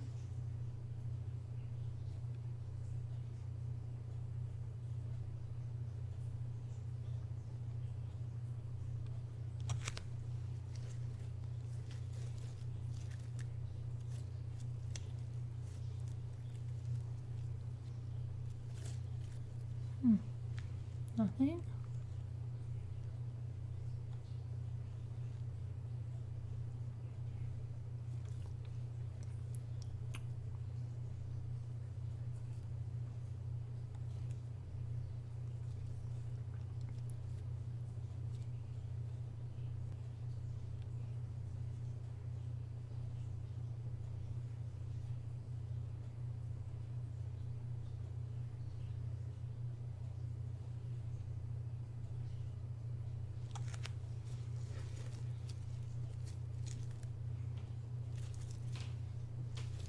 Still not seeing anything.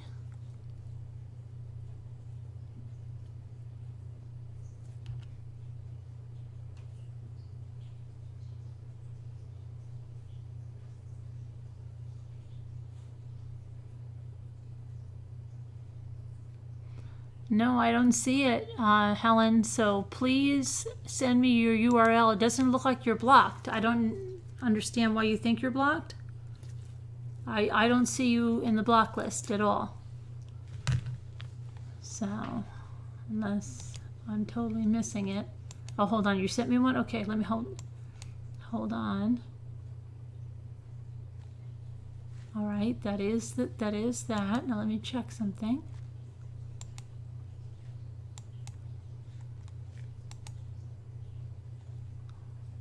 Okay, you should, let me see. Hold on, you should be good. Let me see.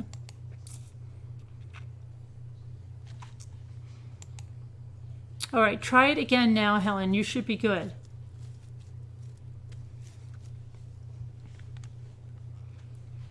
Okay, let me come back to the chat.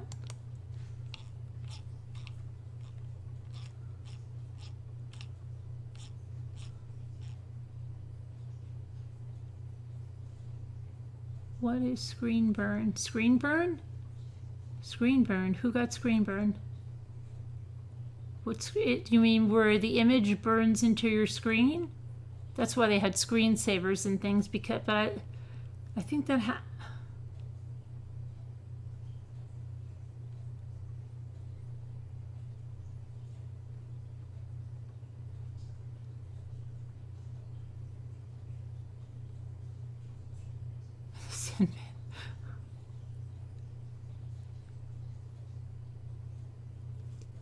geckos eat mealworms or crickets.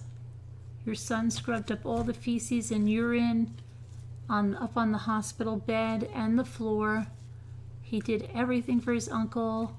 I can't. Oh, well, your son's very good. You raised him right, Angela, Callie. Between my neck. It's good that you have him there to help you, right?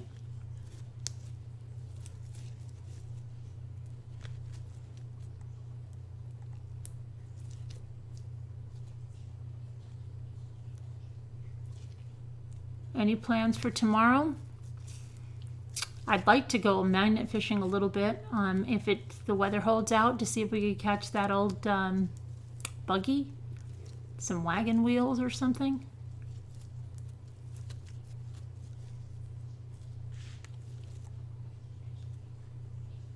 I don't know. I'd love to go swimming if it was hot. I doubt that's going to happen.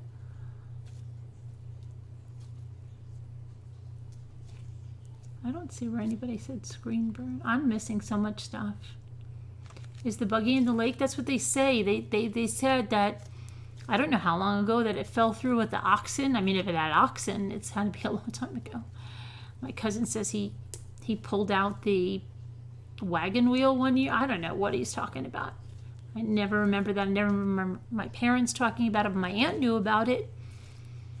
So, I mean... And the ice tracks are down on the bottom of the lake, and I've seen those as a kid. Make Jimmy move the sheds. Yeah. Well, I told him. What about making some more slime? I've got lots of slime. Look, I'm playing with it. I'm trying to. I want to make some different. You know, they talk about, like, I have to watch the butter slime, and what other kind of slime do they make? I think this is actually the butter slime. It's the fluffy-ish slime from what I see. What else do I hope to find? I don't know. I don't think there's going to be much. My mom has some very old baby buggies. Oh, but yeah. Really? Does she have a doll collection that she puts in them? Can you make glow-in-the-dark slime? I'll have to look at that. That would be cool.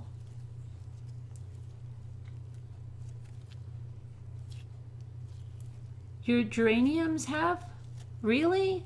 Geraniums shouldn't go. They should just keep going until you could bring them in for the winter. I bring my geranium in during the winter.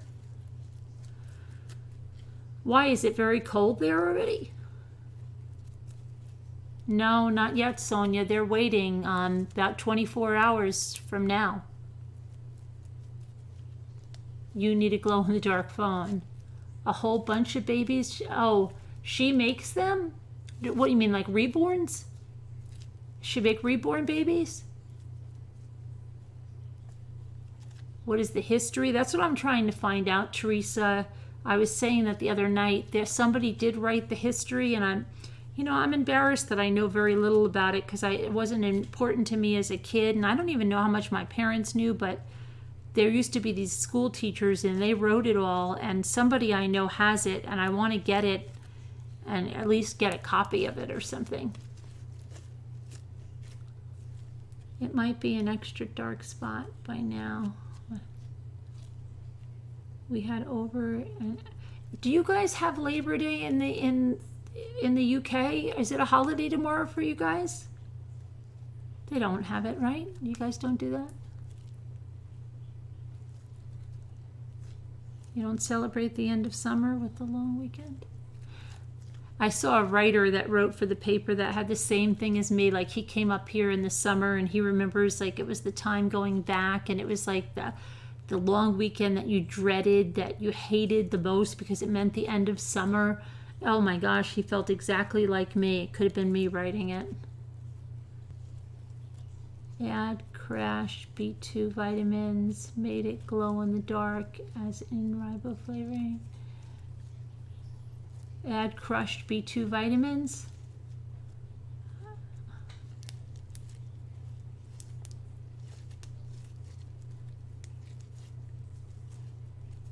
Yes, for Halloween. What's for Halloween? Slime? Labor Day is spring. So you don't have a long weekend. So Casbat, you're going to work today?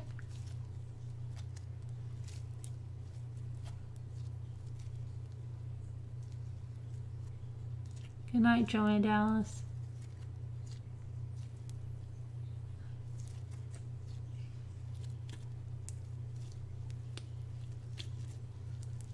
What is a bank holiday? Oh, you're going to work today. You have no long weekend. Ah, wow. We have Labor Day the end of October in New Zealand. I see. A bank holiday is when most people are off from work, right? My husband sure is having trouble health-wise. He had heart failure. Oh, no. I think it takes a long time, from what I heard, a really long time to recover from sepsis. Canada has a long weekend.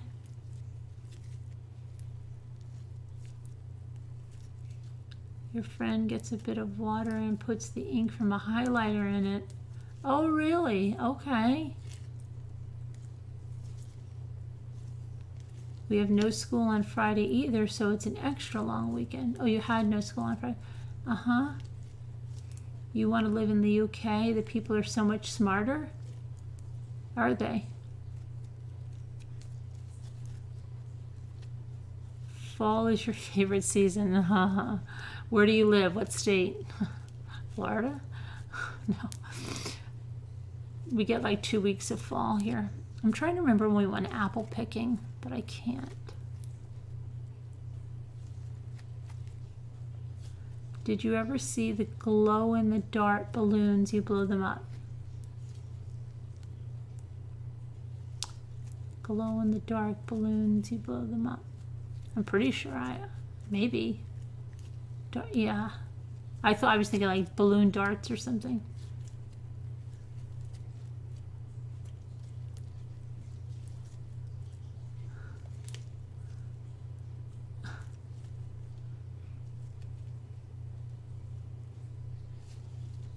Oh, Denise,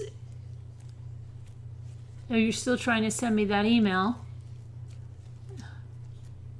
It's did you put .com? It's .org. I don't know. I'm just wondering if you did that. Your message will not send. Oh, I don't know. This one did. I don't know. Why wouldn't it send? What's it about? Crack open a glow stick. Wear gloves. Oh boy, that sounds scary.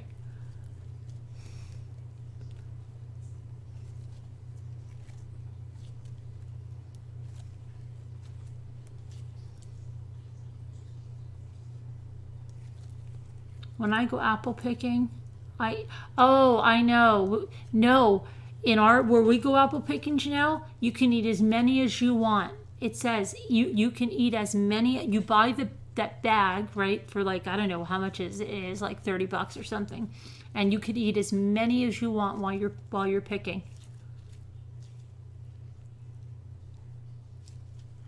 It's included in the price.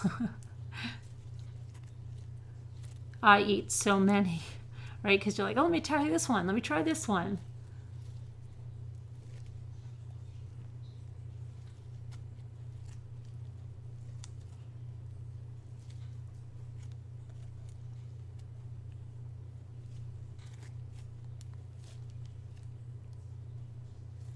Do you guys go apple picking in the UK? You have apple picking over there?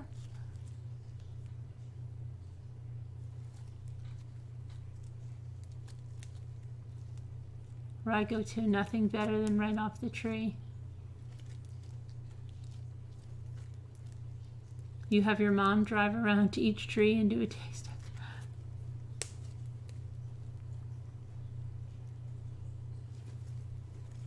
Oh, you can't eat apples, Evie? Strawberries, blackberries in the fall.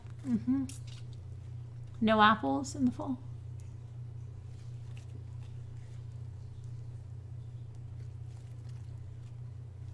You'd have to bring your salt shaker. You like salt on apples?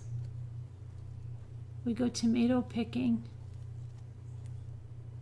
Oh, really?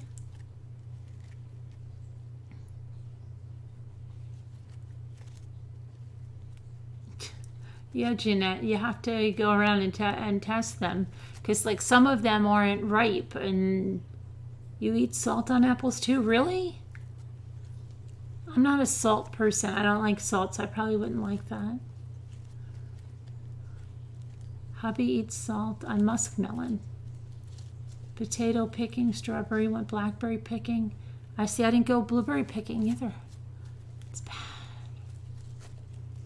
I like your little pumpkins on the counter. Oh, you're welcome. Oh, you're welcome. See, you ever say something so stupid like that? That happens to me a lot. Like, that made no sense to say, oh, you're welcome. I can't. Thank you.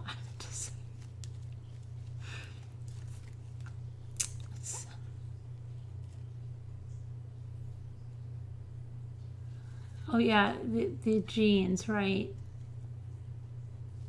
You do that all the time? I know, isn't it stupid?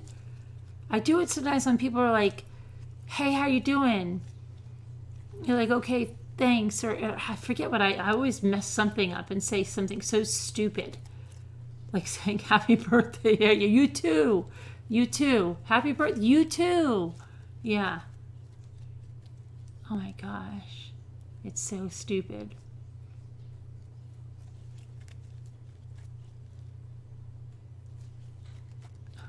Or if you don't hear someone and then you just think that if you just say, yeah, yeah, and then sometimes it's totally not the thing you should be saying. So you should have said, I didn't hear you. But because you didn't want to say, I didn't hear you, enjoy your workout. You too, yeah.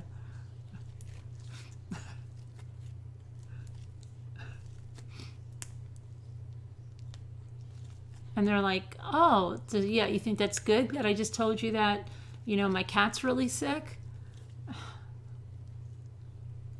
You said to my daughter that lounge is free instead of the bathroom is free. Like someone saying, enjoy your food, and you say it, right? Sassy Darcy. It's so stupid. It happens more when I'm talking to someone important. Yeah, of course. Someone you haven't seen in a while, smile and nod and hope it's not sad. Yeah. My brother did that to somebody. They were saying that someone in their family died and he didn't hear them and he didn't want to say something. So he did something like that, Casbat, and it was something really bad. So you should really always say, I didn't hear you. Yeah, snow remover. Yeah, right? Crazy. And then they're like, what? Oh, I didn't hear you. What did you say? Or did you ever zone out for a minute when someone's talking to you because you're thinking about something and then you're listening to them, but then you don't realize they've asked you a question and you didn't really hear the question, but you know they asked you a question, so you just go like, yeah, right. And then it doesn't make any sense. Okay? It makes no sense to what they asked you. And they're like, yeah, right, what? Does that mean you want to make that for the picnic or not? What is that? Is that sarcastic? Oh my gosh.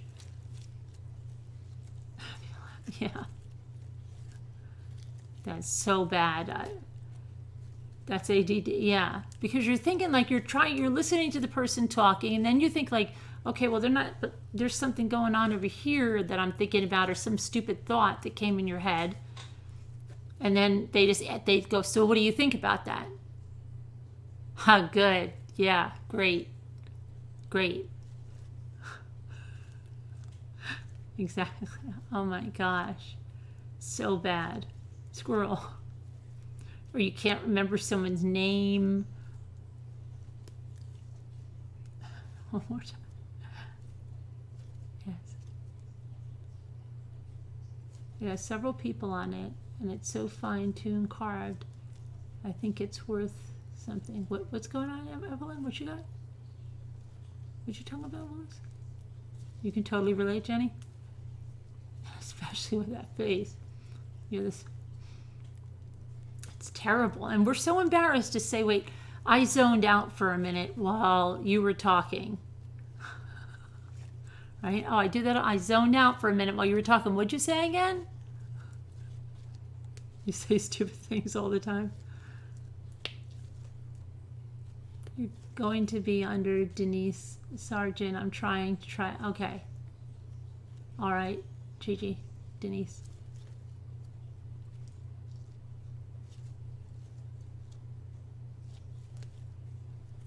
You sent a pic? You got it at a yard sale? Okay, let's see. All right, let's see what you got at a yard sale. Let's see.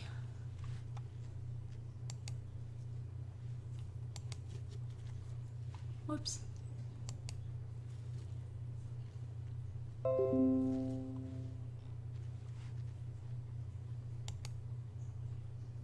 Did you send... Okay, Janice, I got your email now. It says I'm trying to send a pic. Okay. Oh, this is your gecko that you're sending? Okay, hold on. I got your gecko. Hang on. I didn't get your thing, Evelyn. Are you sending it to the truecrimechat.org? Okay, this is Denise Gigi's. Hold on, let me enlarge it.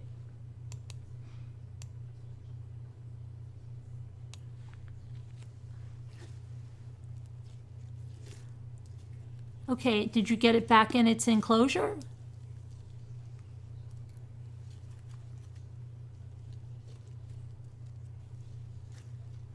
That's not a green anole.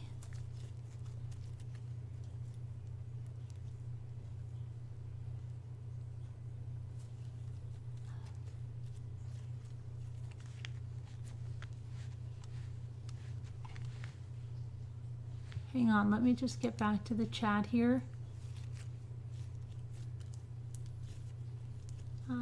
Helen, yes, we see you, Helen. He's tiny.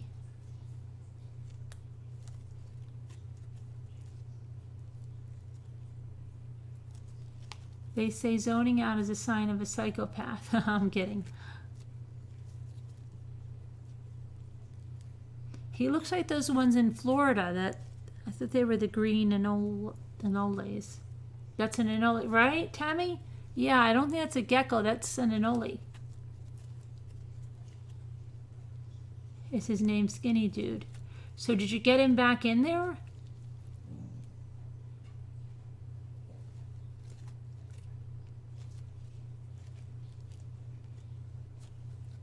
They're usually really fast if they're those anoles. They're very hard to catch.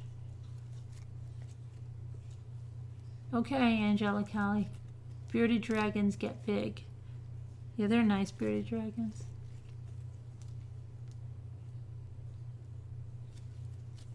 Who was the other one that was sending me something? Evelyn? Evelyn, truecrimechat.org, not .com. And where's Denise now? Because I don't think she even sees that her picture's up.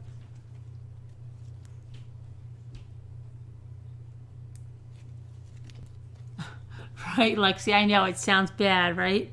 But you just have to be like, oh, it's my ADD, and I did have something on the brain, and something popped in my head, and I missed what you just said, and yeah, it's bad. I know. We don't want to make somebody think we weren't listening to them, but in the long run, we could save ourselves a lot of...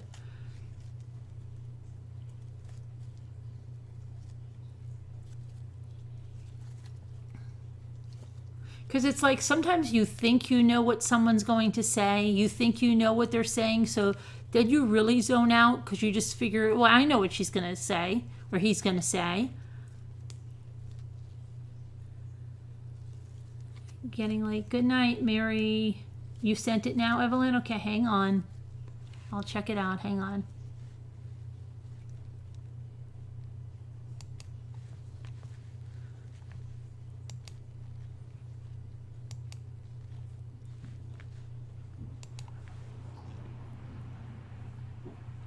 Helen, you're not blocked. Helen, you said hello 3 times. You're not blocked. Helen, you know you're not blocked now, right? Helen knows she's not blocked. I don't see it yet. Evelyn, let me refresh it again.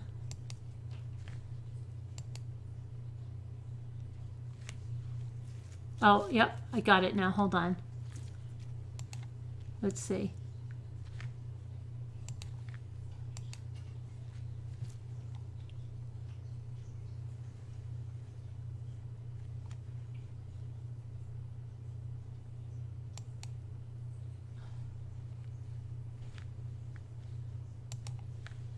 Okay, so let me pull this over there.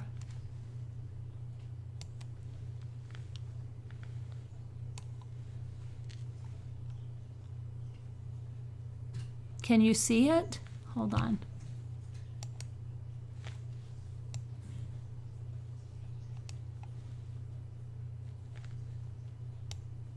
Oops, hold on.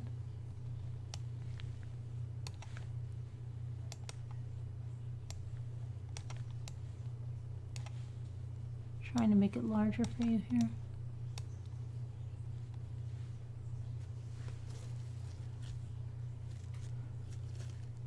It looks like Chinese emperors, is it? How much did you pay for it? Did you buy it in the United States at a yard sale, or are you in the UK? Does it have any markings on it? There's this group in Facebook that they will identify like anything. That's what the group is about. It's so crazy. $2. Was it in the United States or over across the pond there? Wouldn't it be nice if it was worth like $1 million?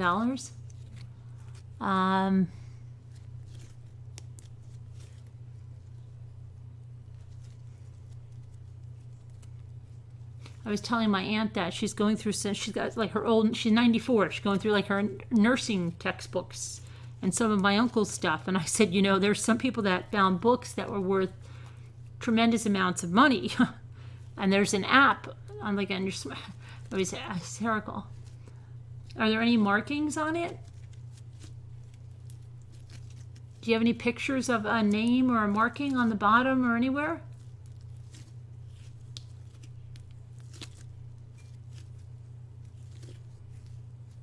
California.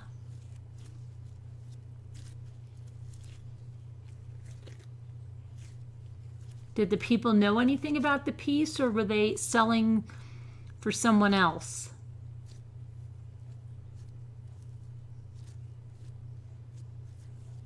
Oh, bye-bye, Casbat. Rat race time.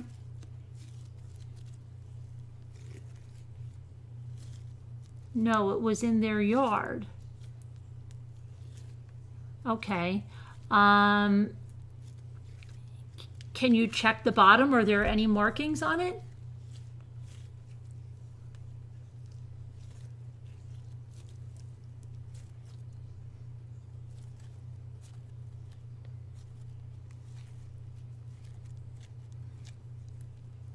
Oh, that's okay, Denise. Baby steps. No markings. Nothing at all.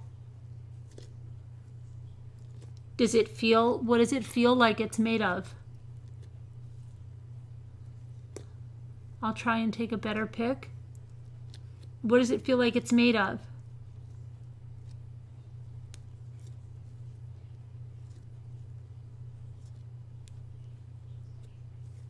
It's wood. Okay, it's wood. Wood.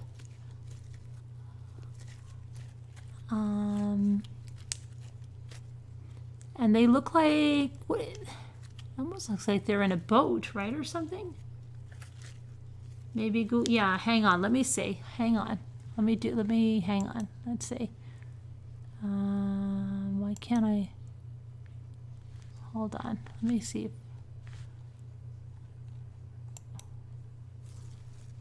Why won't it let me? Hold on a minute. Open the link in a new tab.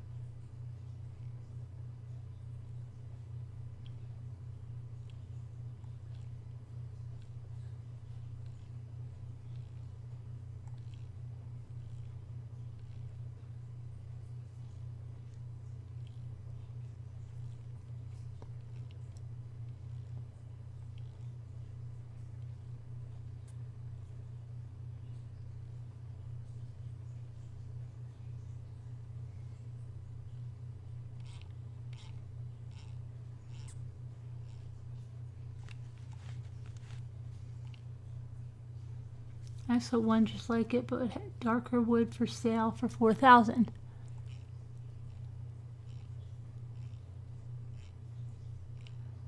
What was it called? What was it called? The one you found, what was it called? The dragon boat? Okay, hold on a minute.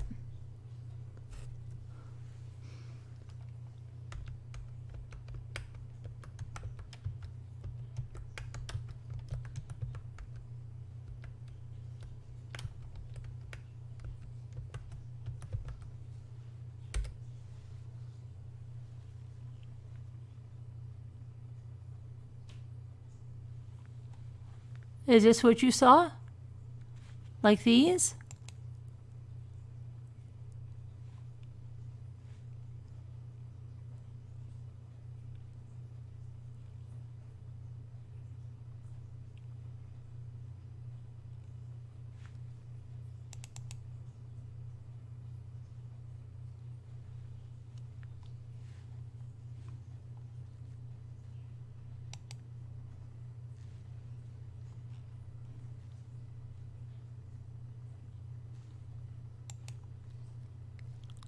Chinese sculpture of carved rosewood.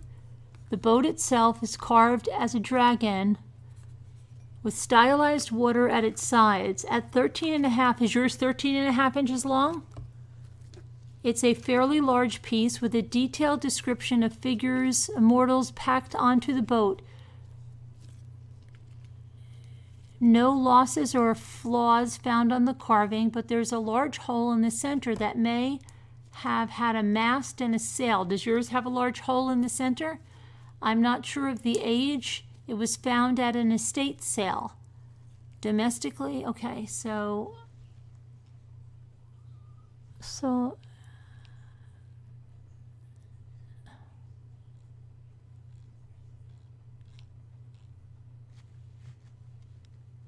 immortal Chinese.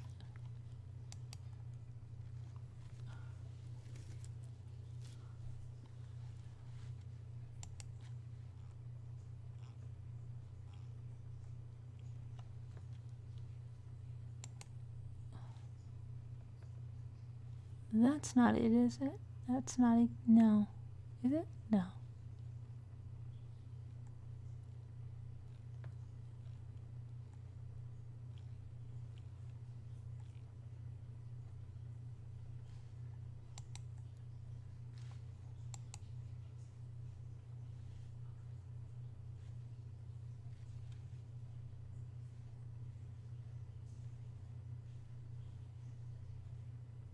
Uh-oh, that's got a flaw in it, big flaw in it.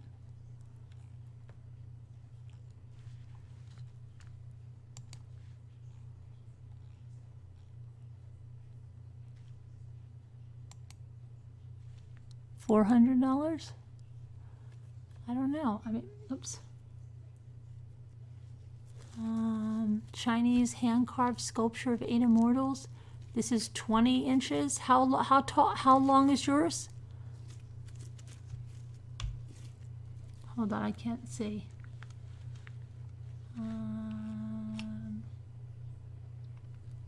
Someone playing a flute?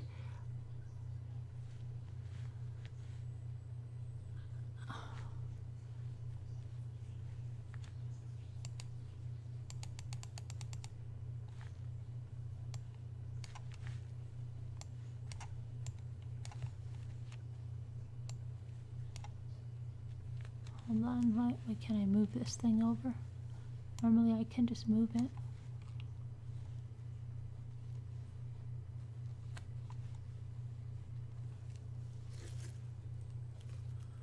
I think that's it. A lot of carvings. Okay, hold on, I've just got this slime on my hands. I'm sorry. Trying to get this and trying to move this so I can move it. Normally it lets me move. Oh, here we go. Okay, so now I've got to, come on. Oh, I've got to go over here. Hold on. Okay. Now, see if I can make this bigger now.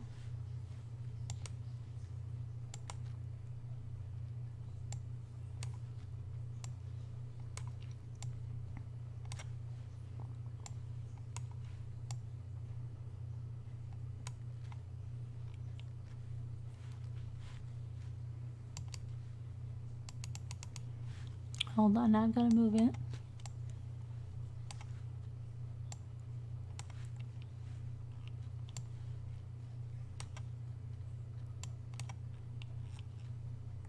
Come on. What am I doing? I'm going to go over here and move it.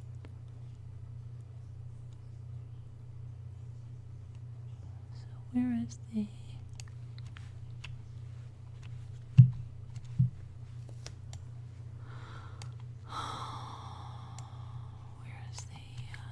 thingy. I think I put it too big now. No, I can't get it in the picture.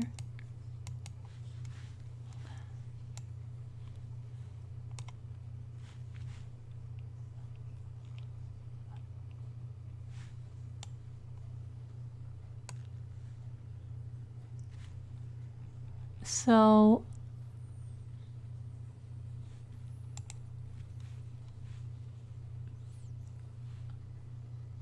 check that out. Mine is almost greenish white from being in the yard. Yours is almost greenish. Oh, you mean they left it? It was out in the yard? Oh.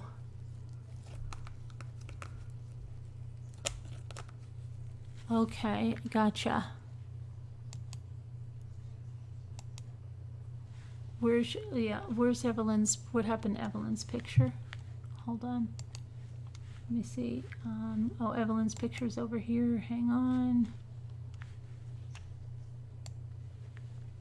Come on, Evelyn's picture. Let's go.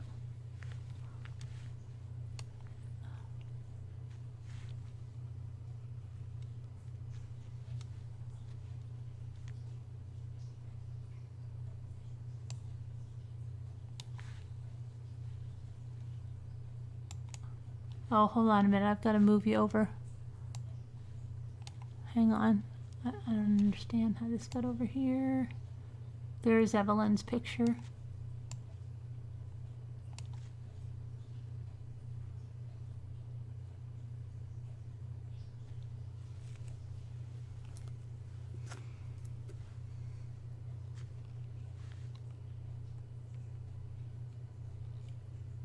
Okay. I don't know if we helped you or not or what, but that's about what I got. I'm sure it's worth more than $2.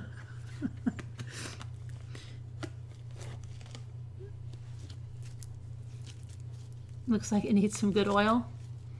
Maybe some teak oil or something. Alrighty.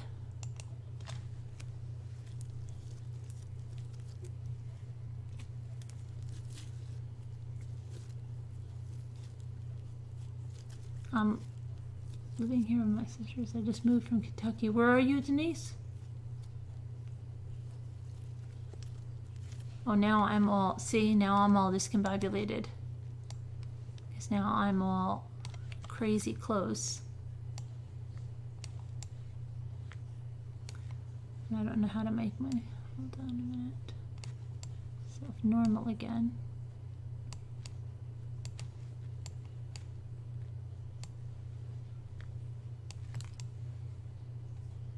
Okay. Apple chips are good for you if you have a good dehydrator. If you have a bad dehydrator, they're not good for you. I have a dehydrator. I always said, oh, I want a dehydrator all the time, like from the time I was like 20. And we used it like one time. I always have all these grand ideas.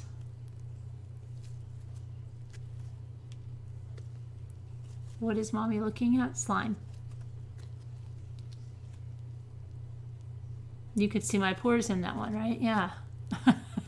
You remember that lady? Oh my gosh, that was so funny.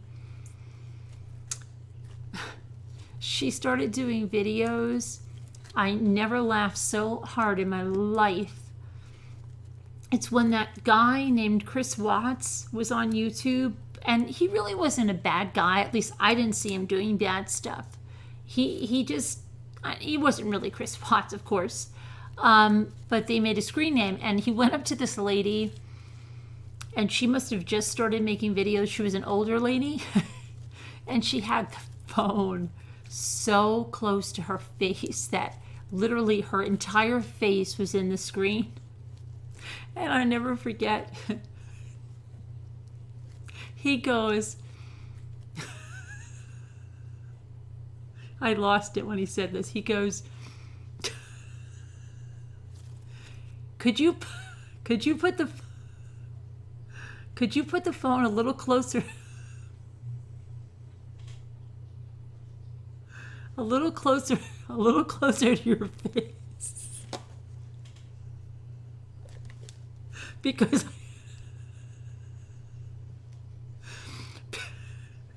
I can only see one pore. And I just lost it. It was because nobody else was saying anything about it. Nothing. And then he comes on and he goes, and it was like just comments. It wasn't even a live. I don't think it was a live. And he just wrote in the comments. Everybody else was saying, like, I agree with that theory. I don't agree with that theory. I think somebody was there. I think somebody wasn't there. And he comes on and he goes, could you move the phone a little bit closer to your face? Because I can only see one pore. Oh my gosh. And I thought, this guy's pretty funny, even if he's, thanks Jenny, even if he's trying to, you know, that's why everybody was getting like really paranoid when that guy would come on with that name, and I'd say, he's pretty, I don't think, you know, he's harmless, he's pretty funny. Oh, I was laughing like crazy. I can only see like one pore. Oh my gosh. Yeah, they weren't mentioning it all, and then he came on and said it. It was hysterical.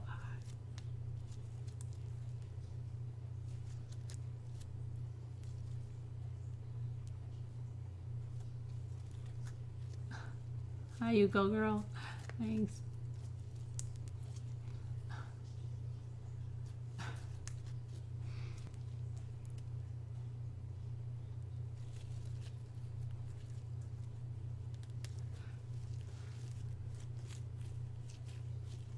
That's fine.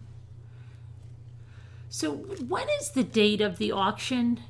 It's not September 17th anymore, right? Or September 18th or whatever it was. That's been put to October now? Is that what's going on? I know somebody said it last night, I think, right? Because just in speaking about that Japanese house and how they go by and show their respects, the police officers go by and show their respects, I thought that was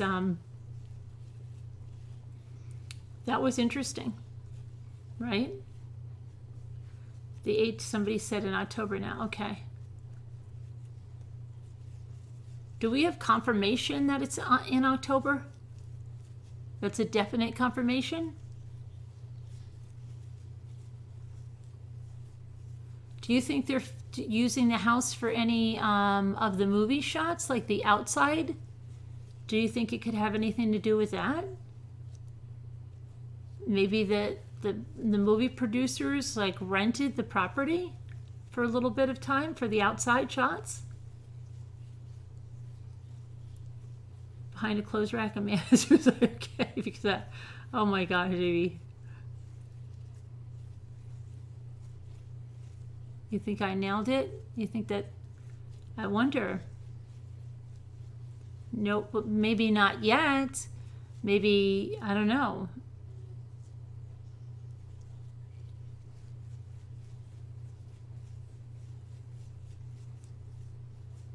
Being at the house.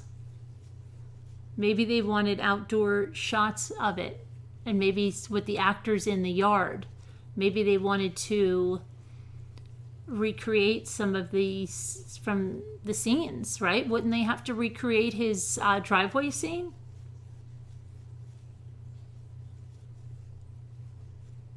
I'm wondering, and if not, I wonder if those houses, remember there was a house that was exactly like that house? I wonder if they didn't go into another house that was exactly like that house. Either that or that one, you know what I mean? Maybe they paid for that other house that she told them to stop by, the one that was for sale.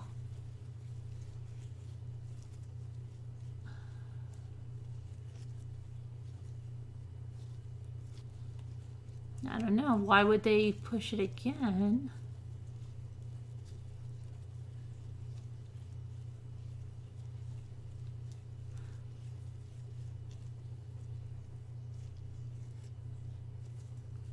But usually they don't film inside. Usually they grab the outside shots if they have the house. And then they could recreate anything inside a studio with the inside. I don't know.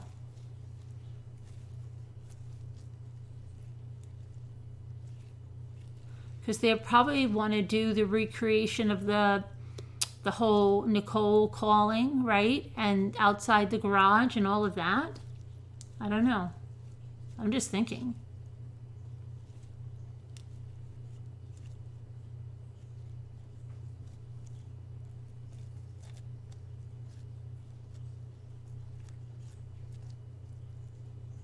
Otherwise, I mean, like I said, they could find somebody that's got the same house since it was in a development. You just Googled it, Nana?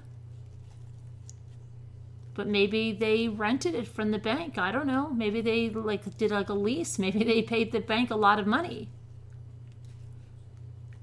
But no, not filming. Maybe just some outside shots.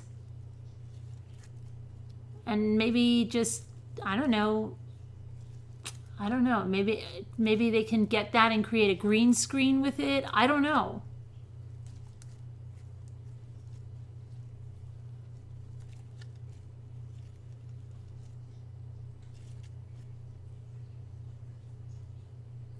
Does anyone see the video of the police? Yeah, I have that up on my channel, Evie.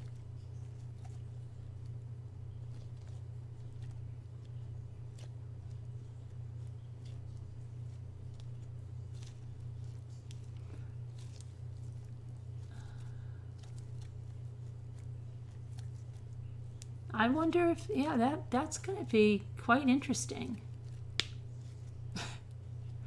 This is our channel, Evelyn, where we are. Just go to videos.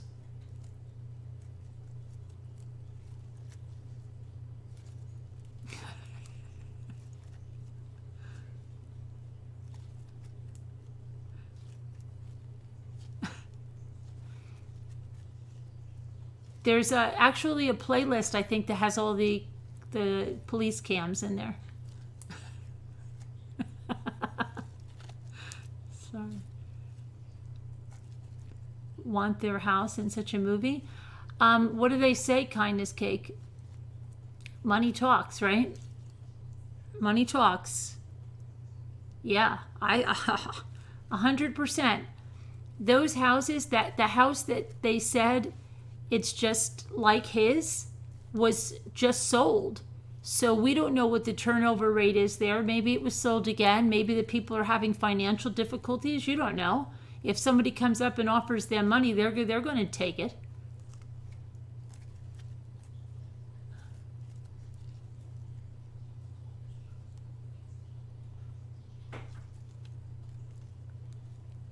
Do you think anything?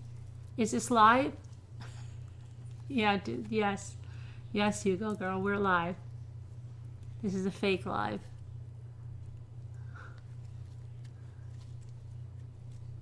We're love right now. I like that, Sharon.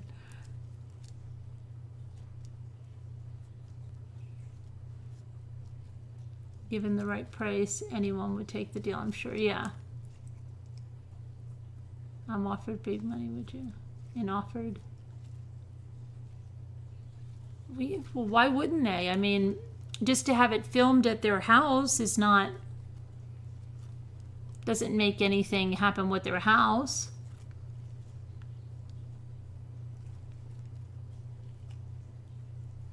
The bank pushed the sale back due to a hearing scheduled. Where'd you hear that, Lexi? Did you hear that from a real source or what?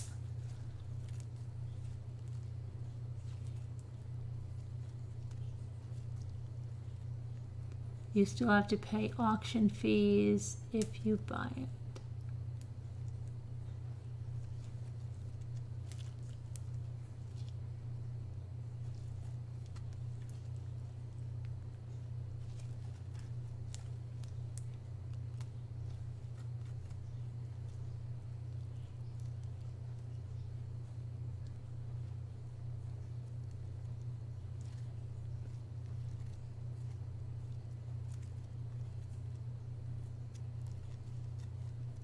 They have repainted the house.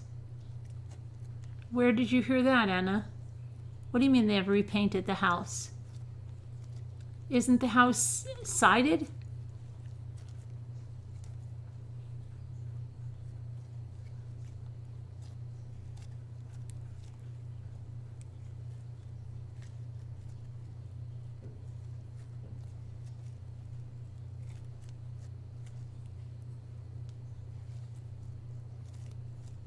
They repaint.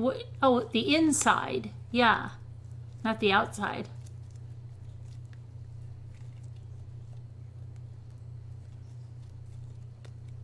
Film companies pay an awful lot of money to use them to film inside. Yeah, my girlfriend, oh my gosh. My daughter dated a guy whose house was used in Billy Crystal's movie Analyze This. Their house was used. They had to move out of their house. They got paid a lot of money to use their house.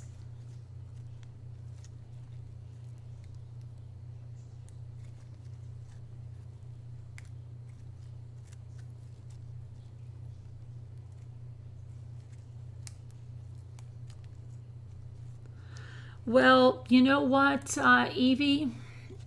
I think whoever buys it is going to know that there's going to be probably looky-loos. But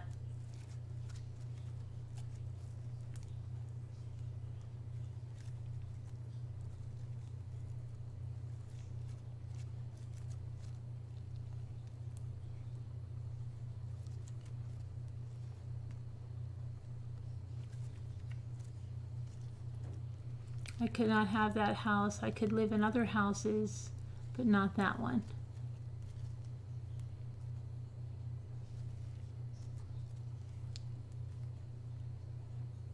The house opposite you has been used 2 times for New Zealand programs and 1 commercial. They do that a lot. Oh, that movie was, yes. Yep, Jeanette.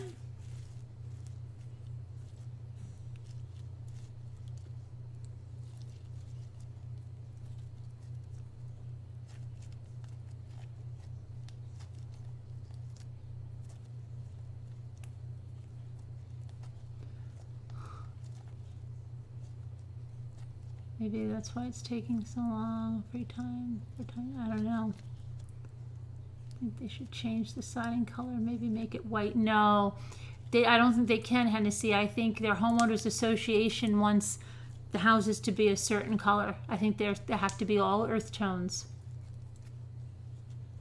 That's why you don't see, if you drive around even on Google Maps in those areas, you don't see white. You see all earth tones.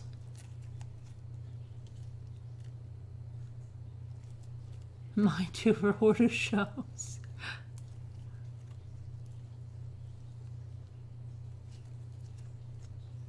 Pictures of Shanann, the girls will never leave me.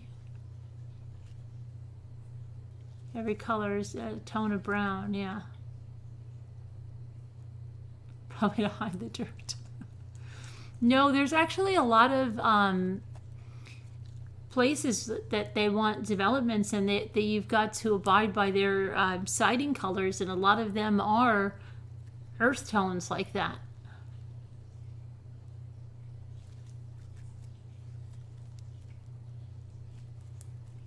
The house looks depressing from the outside. I just can't believe how close together those houses are. The judge now has to finalize the civil proceedings.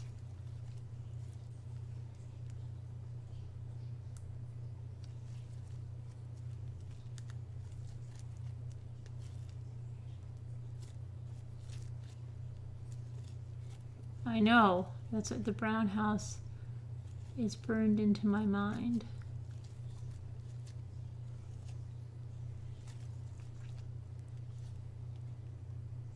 But yet no house behind. He should be allowed. He should not be allowed. How do you know that, Denise?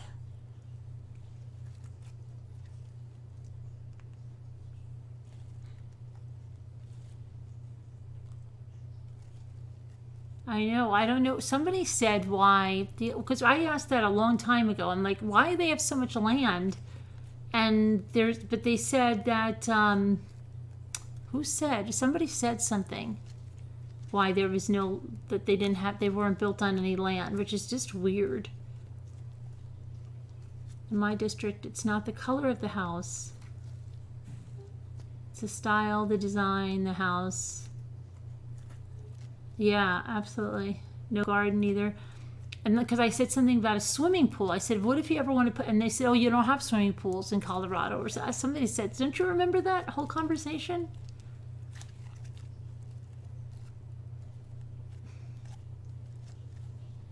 Oh, he doesn't get any profit from the sale. It's bank owned. The bank owns it. It went into foreclosure.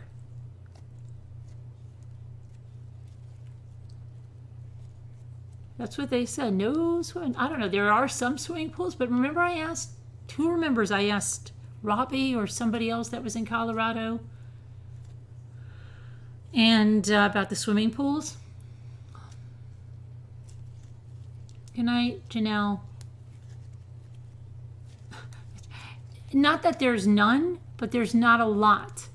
Somehow, I forget what the reason was. Who remembers? Who remembers? Somebody, I think it was Robbie or Kind in Colorado, or Steve Lundgren. Where is Steve Lundgren? Where is Kind in Colorado?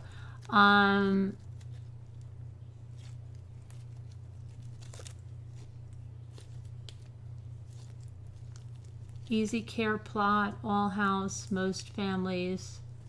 It's a new concept. It's not illegal, but they gave us some reason. I forget what it was.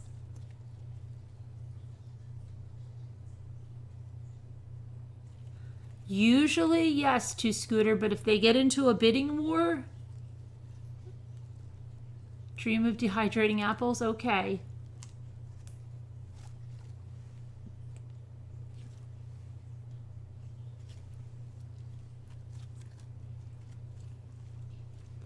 Nobody remembers the swimming pool conversation? You don't remember it? No one remembers the swimming pool conversation? We had it. No? And I said, why don't they have a pool? Like, what? I said, what if they want to put in a pool? They don't even have the property to do that. And somebody said, oh, they don't put a pool in because of something. You remember, Kristen? See? Somebody remembers. What was the answer? Do you remember what the answer was? Why the reason was? You remember it too, Angel Callie? Because you and Sharon, everybody's on the bandwagon now. Does anybody remember the answer? I used to have an AP bio teacher that's how he used to do it. Which one of you monkeys remembers the name for the valve in the heart that does this? Every day he came into class like that. That's how he would review. Which one of you monkeys?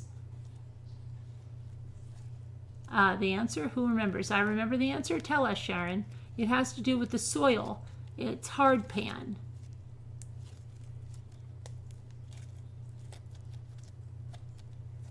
Got up to take my medication. You're going back to bed. Okay, honey hush. Good night. Thanks for stopping in.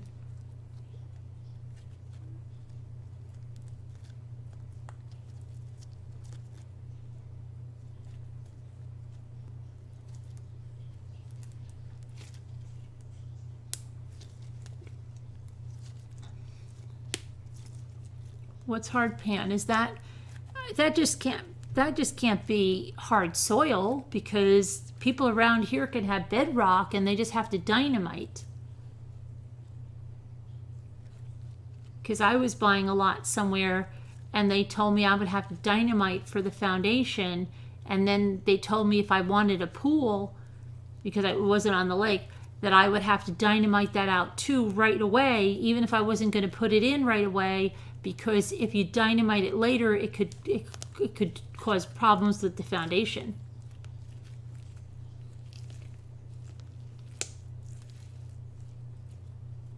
I think air shot views. Houses are quite close to big houses, but not much gardening. It costs more for a pool, but okay, but animals and snakes and bugs drink out of it.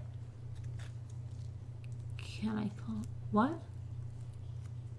Where are the animals? What's going on here? Can I call a friend? Oh, I see what you're saying. Yeah, your lifeline. You're guessing. Okay. I do. It's the night. Okay, but what happened?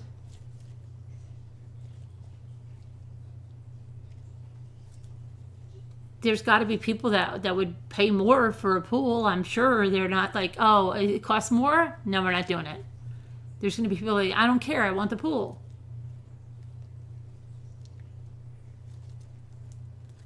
Because you're not near the ocean or anything out there. What the heck is in Colorado? What do they have in Colorado? They have they have those rapids, right? They have the Colorado Springs, oil in the ground. I would want the pool. Yeah, so would I. If I didn't live near the ocean and it's hot. Now who's saying it's like 90 degrees there? I would have a pool.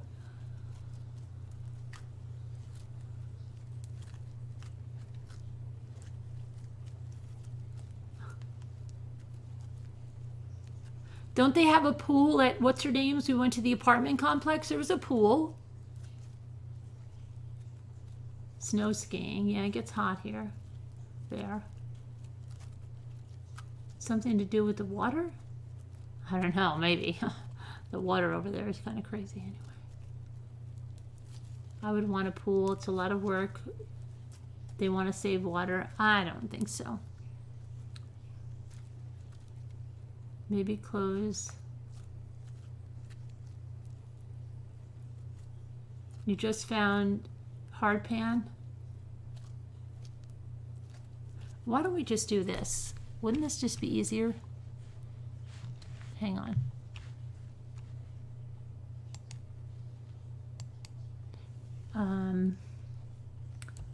Do people in Frederick,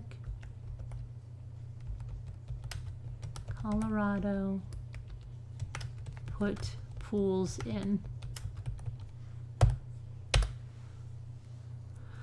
Okay, so let's see. Here we go. It looks like somebody asked this question. Anyway, let's see.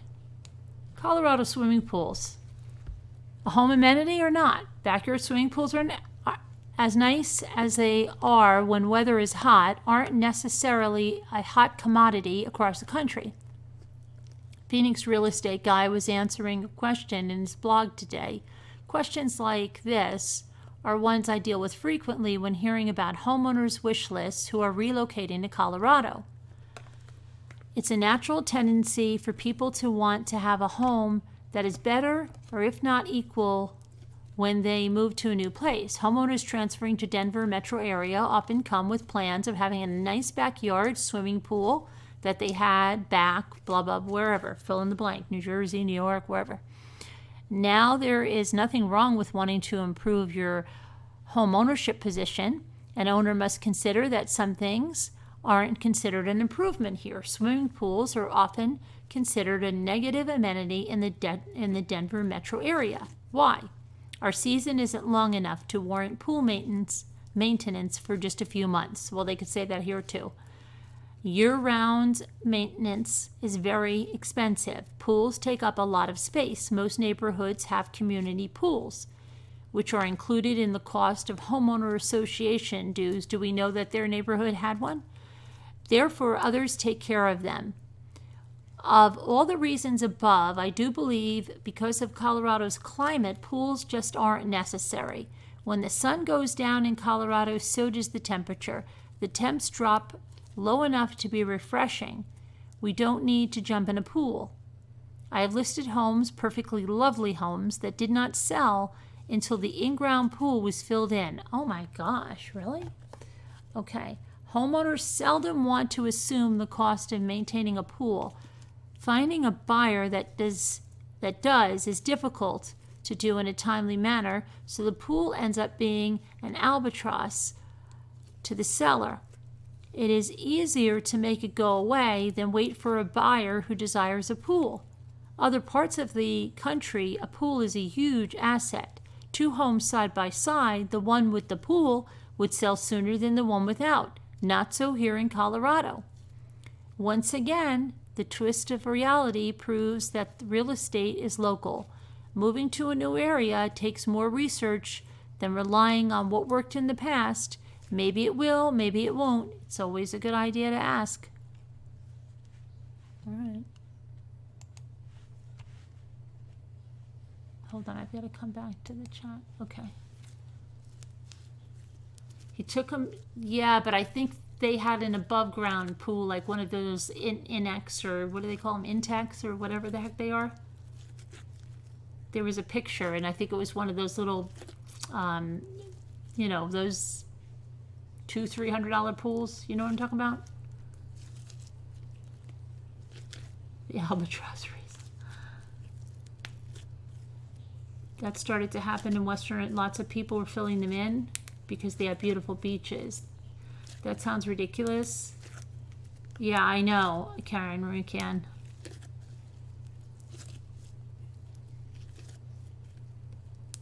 It says impervious to, what's impervious to water? What are we talking about? And Intex? Okay. So yeah, that's what I think they had at that pool party that he took the kids to. But did anybody hear if they had a community HOA pool? I never heard that. Actually, did you ever see any pictures of them going to like a community pool?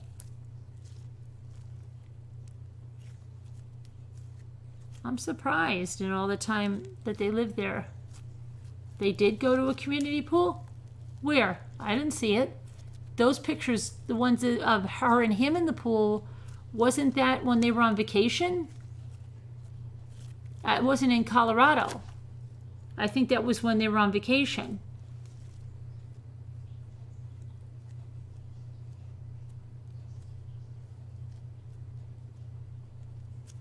Which one, Sharon?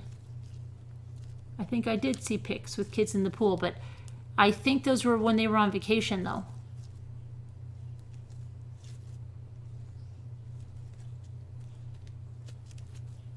They were on vacation in pools. I don't think any were in Colorado. Remember they had that clubhouse pool? No, I don't. Where was the clubhouse pool? I can't believe they filled in a pool. My pool was 44,000. Yeah, oh my gosh, hold on a minute. I just dropped my slime. Thankfully it didn't stick. Okay. Look like a community pool? Remember police asked, would they have gone up the street to the pool? No, I don't remember that, Kristen. Did they ask that? When?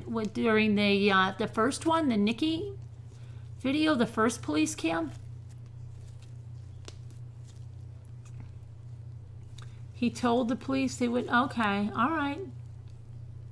The first, okay.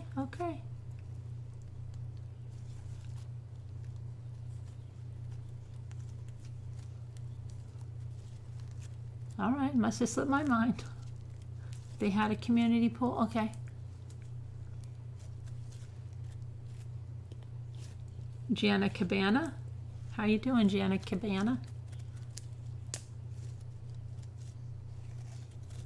I remember they did have a community pool, but if they were there when pictures were taken or not, who knows?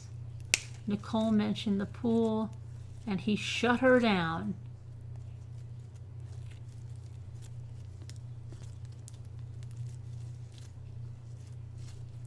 Kathleen O'Driscoll. Yes, there was a community pool. Okay, good. They have a huge great white sharks in Washington too. That sounds lovely. Huge great white sharks.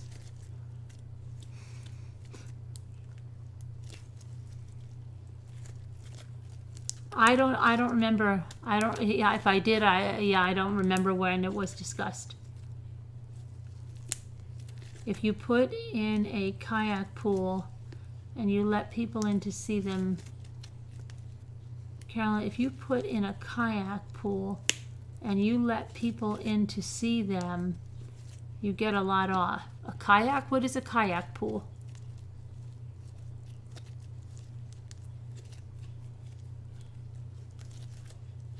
And Chris was like, why would they go swimming if it's so hot? And it made no sense. Yeah. I don't know. They must be strange in Colorado with the heat and the pools. I don't know. People do like swimming when it's hot, but maybe, I don't know. He said she took them, but not when if it was super hot. You want to go swimming? No, it's too hot. All right, we're not going.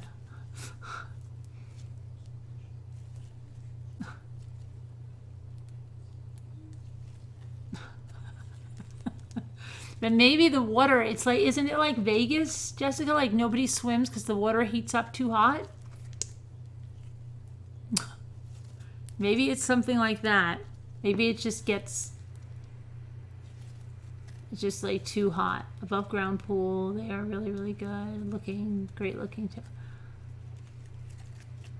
He knew he murdered them and he, sounds like my mother.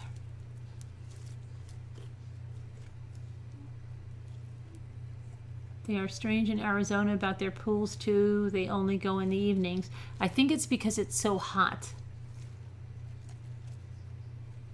Because like sometimes when we've had really hot summers, the lake can get hot, like warm, and it's like you say, oh, it's not even refreshing, and it's not. It is still. Like, can you imagine how small a pool, and then it gets hot? Worried about sun exposure. But the sun exposure is not to the heat. The sun could even be on a cloudy day. And plus you use sunscreen and you have rash guards and stuff like that. We would go all the time, but it was California. It's mentioned, and if you remember that so many of us watched, I remember her mentioning that they went to the clubhouse pool. Okay.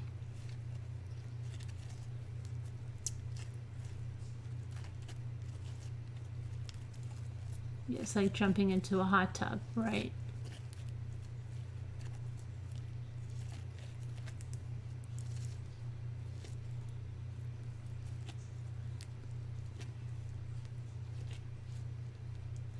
That's what indoor pools are for.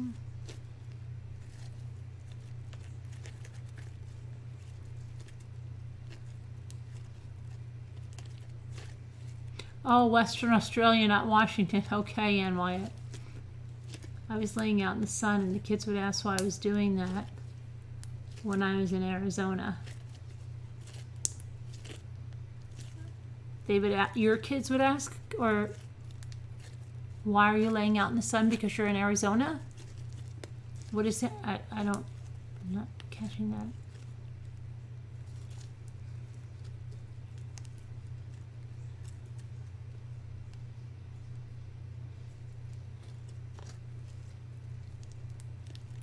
Who's the person that just moved to Flagstaff? Somebody just moved to Flagstaff. Who was that? Was it a show? Is it a reality show? Who just moved to Flagstaff?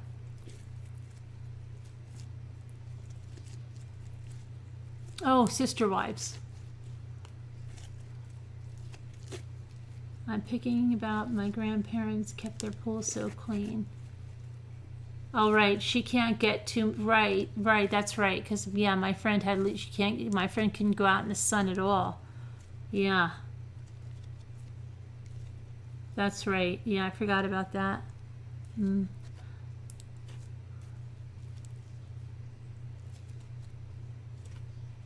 exactly when it's hot outside, everybody sits in the air conditioning and still never sticks out their noses, and even one time, really. They thought I was being strange because I wanted to tan. Oh, your ex's grandkids lived in Arizona? They're probably worried about the sun's rays.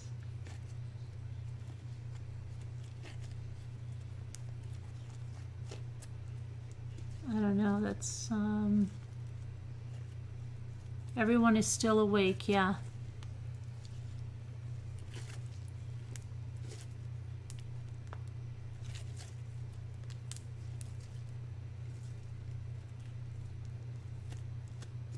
It's really nice when you have a covered patio and a pool.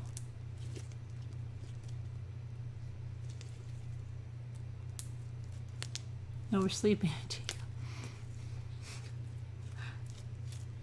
Did you get your school supplies for your kids, Danielle? Did you get them yet? I got them.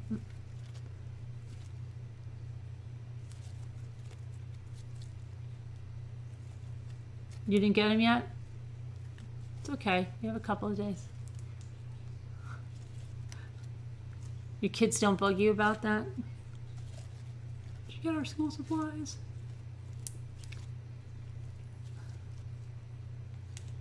The lights in their bathroom would shut off on a timer, so you would get out not to use too much water in Arizona. Stop it. I did find like everything, because like sometimes you go to the store and everything is gone, and this one lady, she was not helpful at all, but then I found the stuff myself.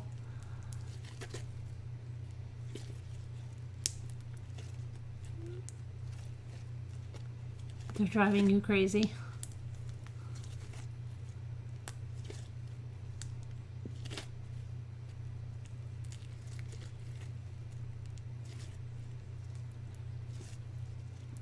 I hope that we're going to be putting on our new mattress tomorrow. I don't know. We'll see.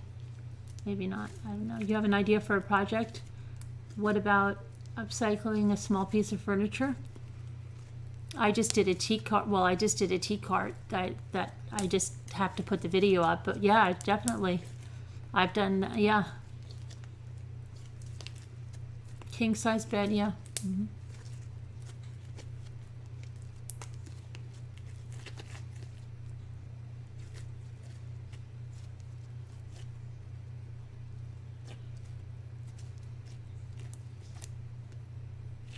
Yeah, it's I'll put it up.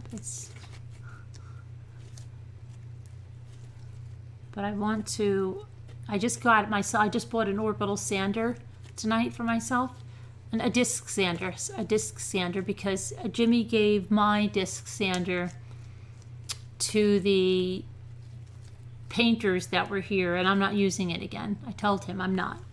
It's disgusting now. It's dirty and gross, and I'm not using it. So I bought myself a new one, and I'm going to, unbeknownst to Jimmy, who said that you don't have time to do that, sand down the top of a coffee table here and redo it. Jimmy's the king of his castle, yeah. Our family just went to bed and was surprised I'm still up. I said, oh, I go to bed late. They're like, it's late. Oh, you have all your family, right? How's that going? Good? Are you getting on each other's nerves yet? Have you gotten to that stage?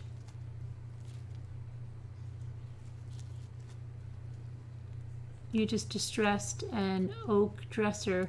Oh, you used the chalk paint? Did you put the dark gel stain on the top like that one lady does all the time? She uses almost it's black. I think it's ebony or something. What does she use? You know the one I'm talking about? She always does every piece the same.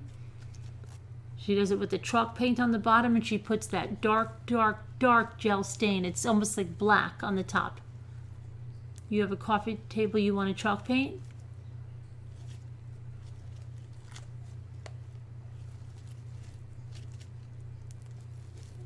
Oh, you use clear gel? Oh, that's the wax or something, right? You got to put on the chalk paint?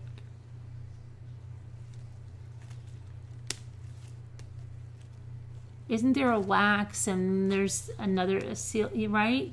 No, but this one lady that does it all on everything. She's on YouTube, I think. I don't know what her name is. I haven't watched her in a long time, but she would do the chalk paint. It went good, surprisingly. Oh, good. And she always puts everything so, like, she does the whole thing chalk paint, and then she does the dark top. And she uses like a black gel stain. I don't want to make it white, then put... No, it's not all over it. She uses it just for the top. You know what I mean? Like say it's a, oh gosh, like a buffet or a server piece like that she gets, or a desk. She does just the top in the dark, and everything else she does in the chalk. You know what I mean? An end table, she does just the top. A coffee table, she does just the top dark. It's not the wax or anything. She doesn't use any chalk paint on it. She uses this dark gel stain. It's like black. It's very opaque. It's not even like a stain. Like, you're not going to see the grain of the wood through it at all. It's black.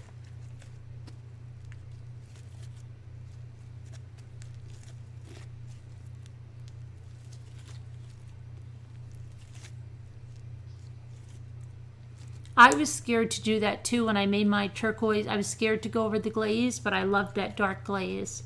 It made it look really nice. It toned it down and it looked really nice. I was scared to distress too, but... Hey all, heard something about a strange case. A 16-year-old was stabbed last month by his girlfriend. Apparently, he told her to do it because he's never been stabbed before, and he unfortunately died. What? That sounds like something she made up. He told me to do it. You're going to check out Habitat for Humanity for Peace. I also have a huge ottoman. I have an idea of wrapping it with rope. That sounds neat. No idea on whether the 16-year-old girlfriend is getting it. I'm sure she's going to be.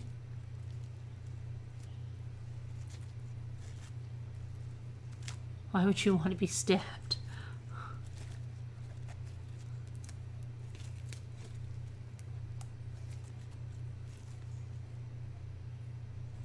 Here comes round 2 of a thunderstorm.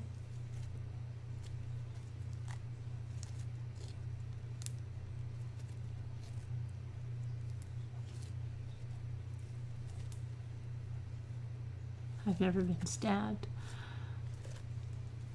It was on his bucket list. I know. That's horrible. I think she's lying. Your sister went to school with the girlfriend and says she's still out and about, not in jail? Wow. That's weird. Really weird.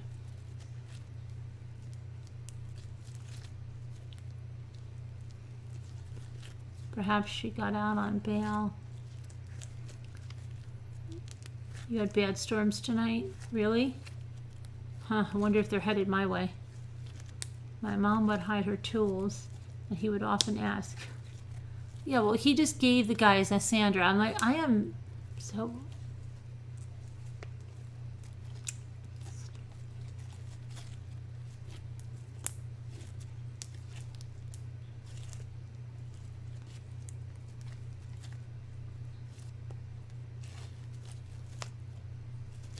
I have to do a bunch of painting too. I have to change the paint color in the master bathroom, and plus we had to give it a second coat anyway, so might as well just do it with a different coat of paint. I am playing with slime, yes. And I have to paint. We have to paint the bedroom too.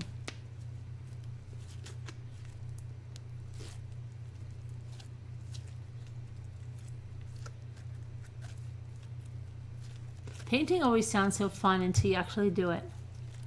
And then it's not.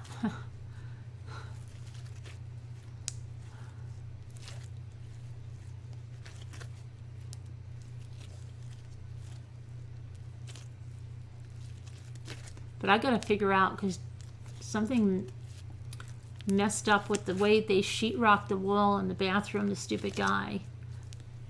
Yeah. He I don't know whether he wrapped an inside corner or something, but you know what I mean? It's like weird, like the tape is bubbling or something. Used to love shopping. You probably had to shop online. It's a good hand exercise, Maria's kitty cats. What color? I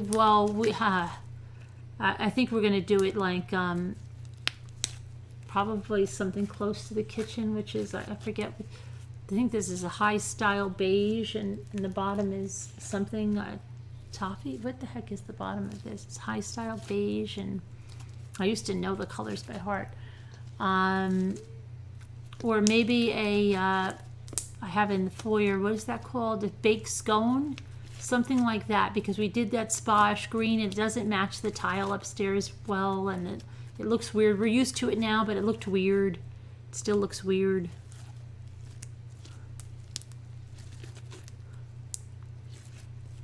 Do you do your painting when the kids are in school? Well, let me see. I didn't have to do this painting the guys did down here, this whole thing. The last time I was painting, I don't even think my kids were in school. I think it was the summer. I was doing the foyer, and I never completely finished. No, then I had the contractors finish that. Okay. They did a poor job on it too, but yeah. So yeah, I think my kids were, I haven't painted in a while. Jimmy did it was not good. To check your pancreas, IV tube was spraying around like something. What? You had a CT scan. How did it go? Is your pancreas okay? IV tube was spraying around like something out of a horror movie. Oh boy.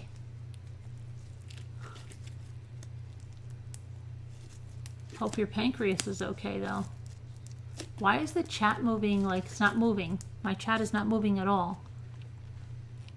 My chat is not moving after Donna said what she said. It's not moving at all. Is anybody else's chat stuck? I'm going to refresh the chat. Oh, yours was stuck too? I just had to refresh.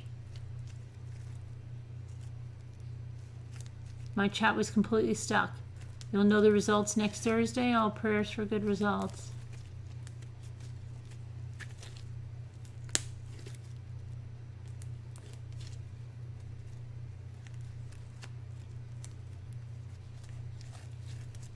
Chat seemed slow last night too, and perhaps take it off. Okay.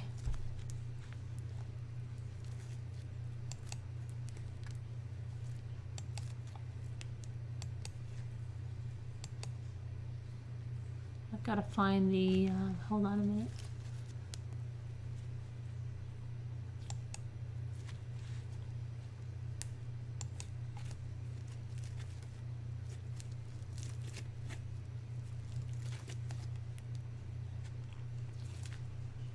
Advanced settings.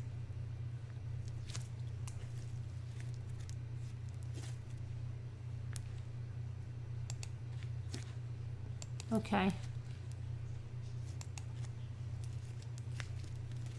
Chat away.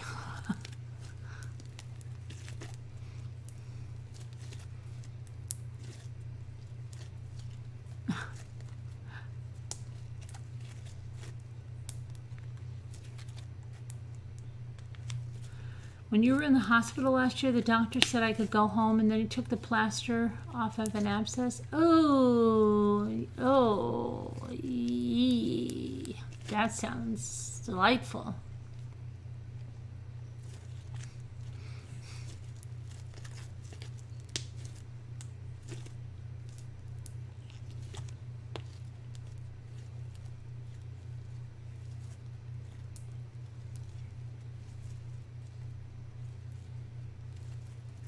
Lovely to dream.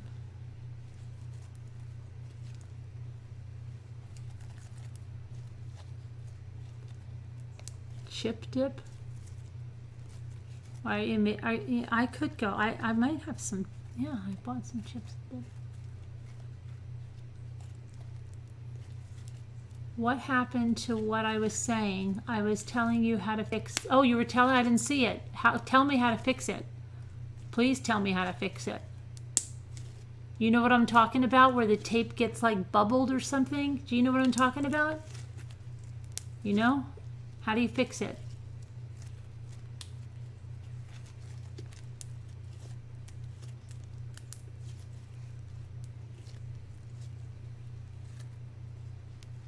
Maybe you type too much.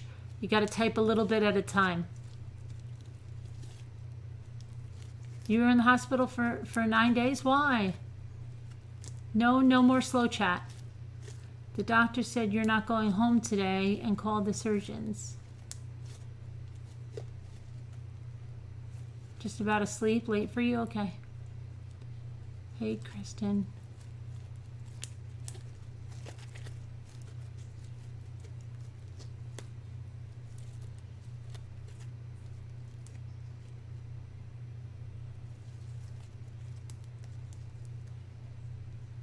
I have to show you guys a picture of my bathroom sink when I moved in our new house. It's the most ridiculous sink ever.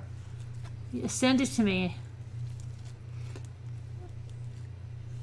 I've got an infected diverticulitis and an ovarian cyst. Oh, that doesn't sound well. That doesn't sound well. See? That doesn't sound well. You see what I just said? That doesn't sound well. That doesn't sound well. What the hell? That doesn't sound good. Oh, you don't have a picture yet? You're moving in? Okay.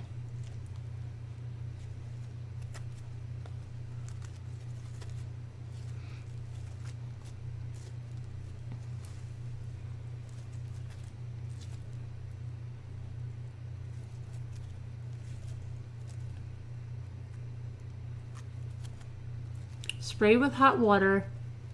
Slice with knife. Okay, spray with hot water. So you're slicing where he wrapped it inside the inside corner. I'm just slicing that, spraying with hot water, and then should I take like a broad knife and just try to smooth it out?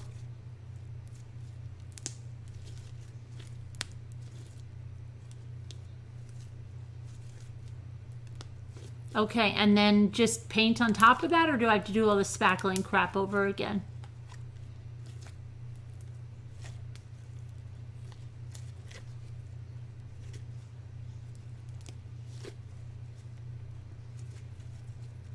Just cut it right in the corner, spray it with hot water, cut it right in the corner and smooth it out.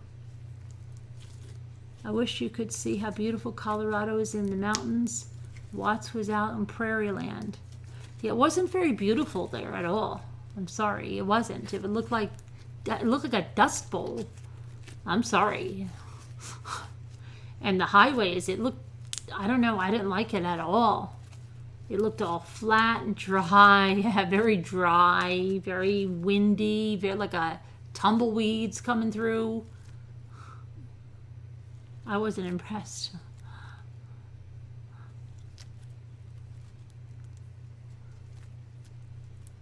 Seeing you exercise makes me feel like doing. Oh, that poor. Remember that guy that wanted the guy that had the back injury after he told us he was going to teach us the exercises, but Swifty. Remember Steven? And that would be good. Imagine if like we're all there. My 94-year-old aunt says they do chair yoga. We could do chair yoga if I knew how to do it during a live, since most people are sitting down or something. I don't know. Imagine if we all did like slime exercises. You could start a whole new trend on YouTube, right? All the people that are watching and doing lives start doing exercises, chair yoga and stuff, right? Exercise classes while you're doing lives.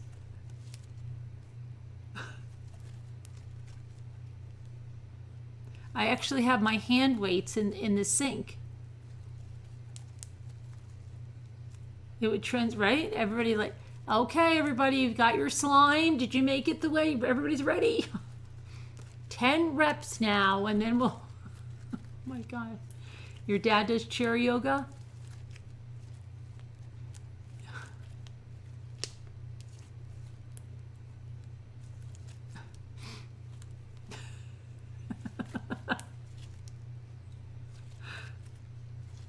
Get your kettlebells, guys. Bring your kettlebells to the live tonight. Then we couldn't type, no. But yet more people would have to go on Zoom. We can have 100 people on camera on Zoom doing their chair yoga.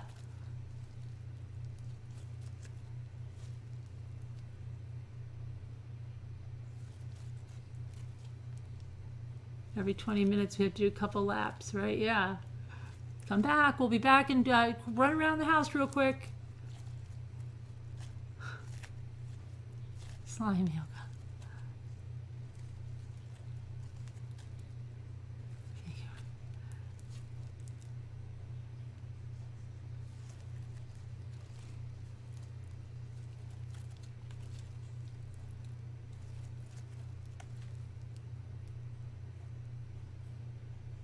That would be really cool, right? I wonder how Swifty, I hope you're doing better. His back. Klondike Spire. We'll see you doing it. How's your keto going? Didn't you start your keto today? How's that going? Lots of bacon? Heavy on the bacon? Oh, I have a couple of kettlebells too.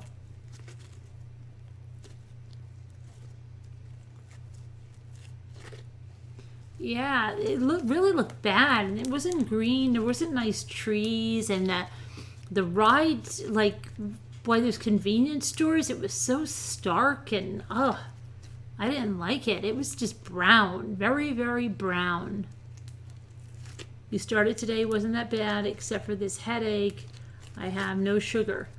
What did you eat a lot of bacon today?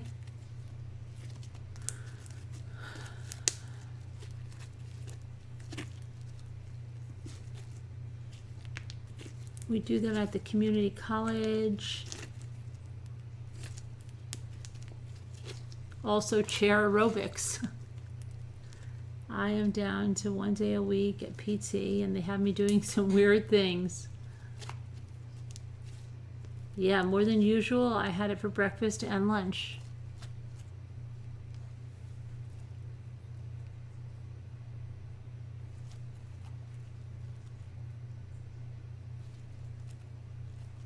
I tried to, but yeah. I can't do it either because of my thyroid. It's not, I don't want to get into a big thing, but it's for people that have a hypothyroid, even on medication, you need certain carbs or you feel like absolute crap. Plus I bike and stuff, so I need to have some carbs. Otherwise I'm going to be angry. Life's not worth living without carbs. No.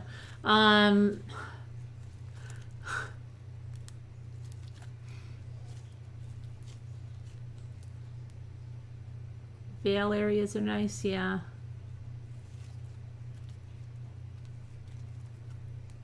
Estes Park and Valentine's are very pretty, not the prairies.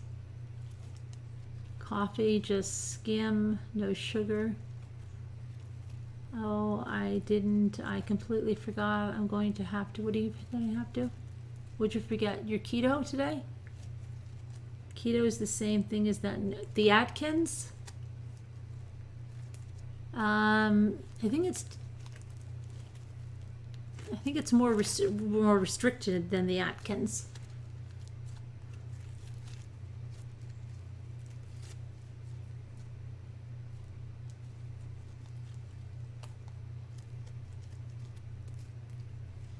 You don't want me hangry, no.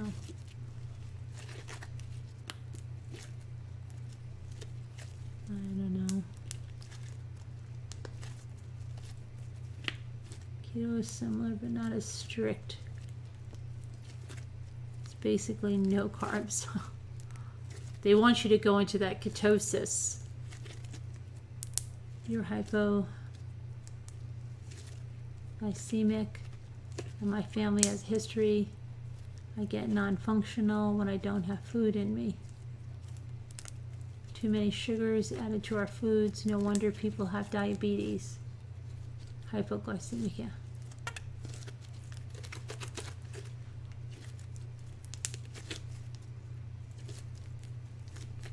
$70 fat, 25, 5% carbs.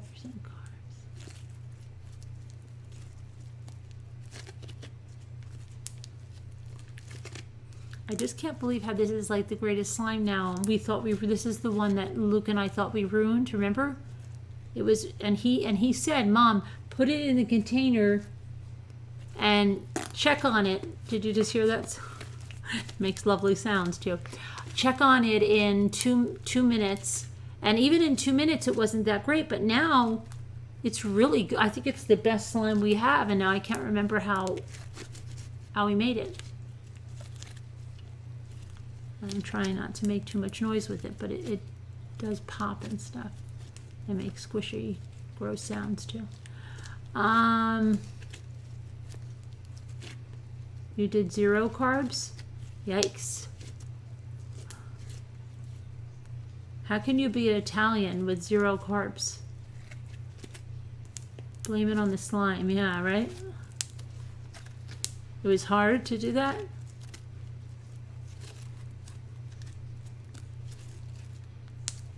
I don't know. I couldn't. Plus, if you like bike and run, and you need carbs. I don't know. But I know some people do well on it. Watch the video. Which video? Which video, Linda B? What are we talking about? What video? And he might bread and pasta.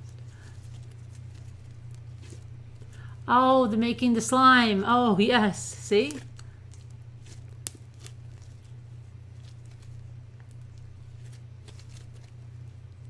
But this was the one that felt like clothes, and it was like shredding. I thought it was so weird.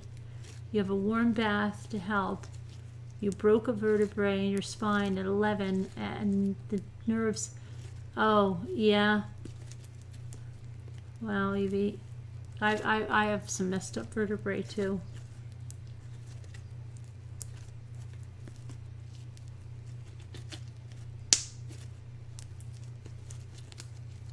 And that was the use of the earth. And I was the use of the earth? Oh, the size. Okay, and use of the earth.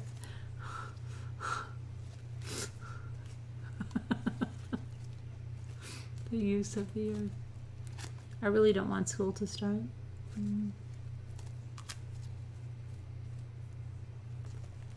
Don't you hate it when you don't know what the teachers? Oh, they're gonna be like. Oh. I have no. patience for that now. Like when my oldest was there, I was like, I listened to everything. I was like crazy. Now I'm like, I don't have any problem telling them off.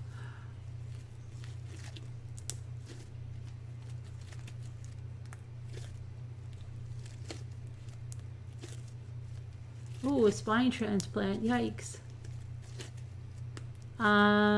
Yeah. Luke has got a male teacher for the first time, and I think he's like, I don't know. And then Ethan's moving around a lot of classes, so he'll have a bunch of different teachers. But I mean what they'll be like what they really are like. You know what I mean? About the homework and all the crap. That's what I mean. What they're really like.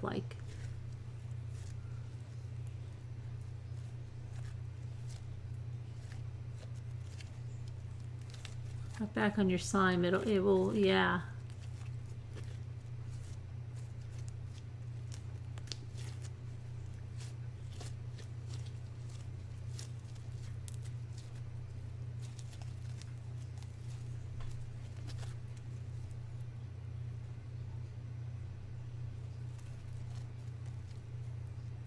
She's gonna make it tomorrow. Let us know how it comes out.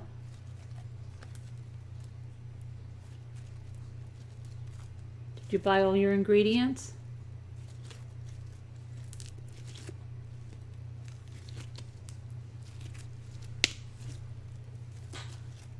Oh my gosh, really, Tanya? That must have been pleasant.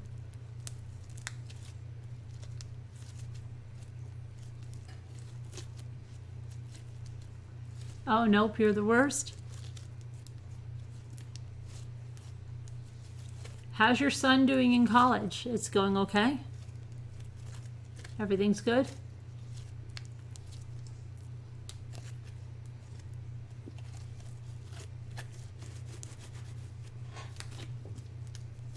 He loves it. That's good.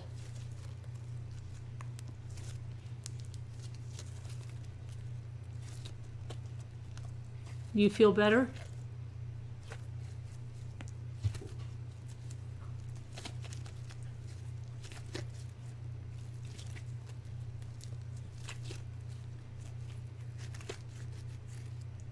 You have a physio, you would eat lots of raw vegetables. Oh, really? Oh, they shouldn't eat. I don't even. Ugh. Homework, I think, is so crazy. We got him a car. He's so cute, and you've chilled out. Okay, that's good.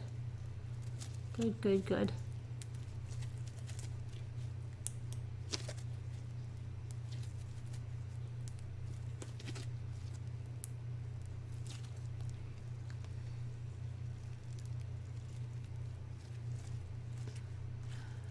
Anyway, oh boy, it's late. And I better get to bed. Tomorrow I'm going to label school stuff, and then I don't know whether we're going to go magnet fishing or if it rains, maybe we will go out and get a couple of things. I don't know what we're going to do. Jimmy wants to grill out. I don't know what it's going to be like. Will anyone want to watch the Dancing with the Stars premiere? When is that? I don't usually watch that, but who's on it? The only time I watched it when I think that Kate plus 8 was on it because she was such a train wreck. Couldn't look away from that disaster.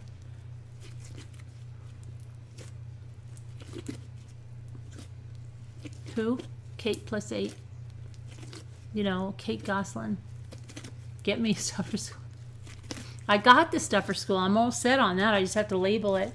I don't know. Your son-in-law.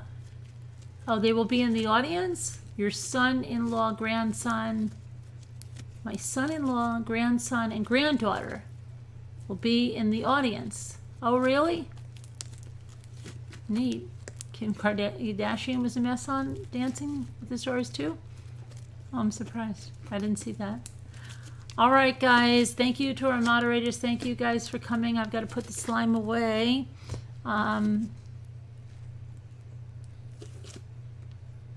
Good night, everybody. Talk to you guys tomorrow. Have a great Labor Day. Those who celebrate it. Those who don't, just have a great Monday. Bye.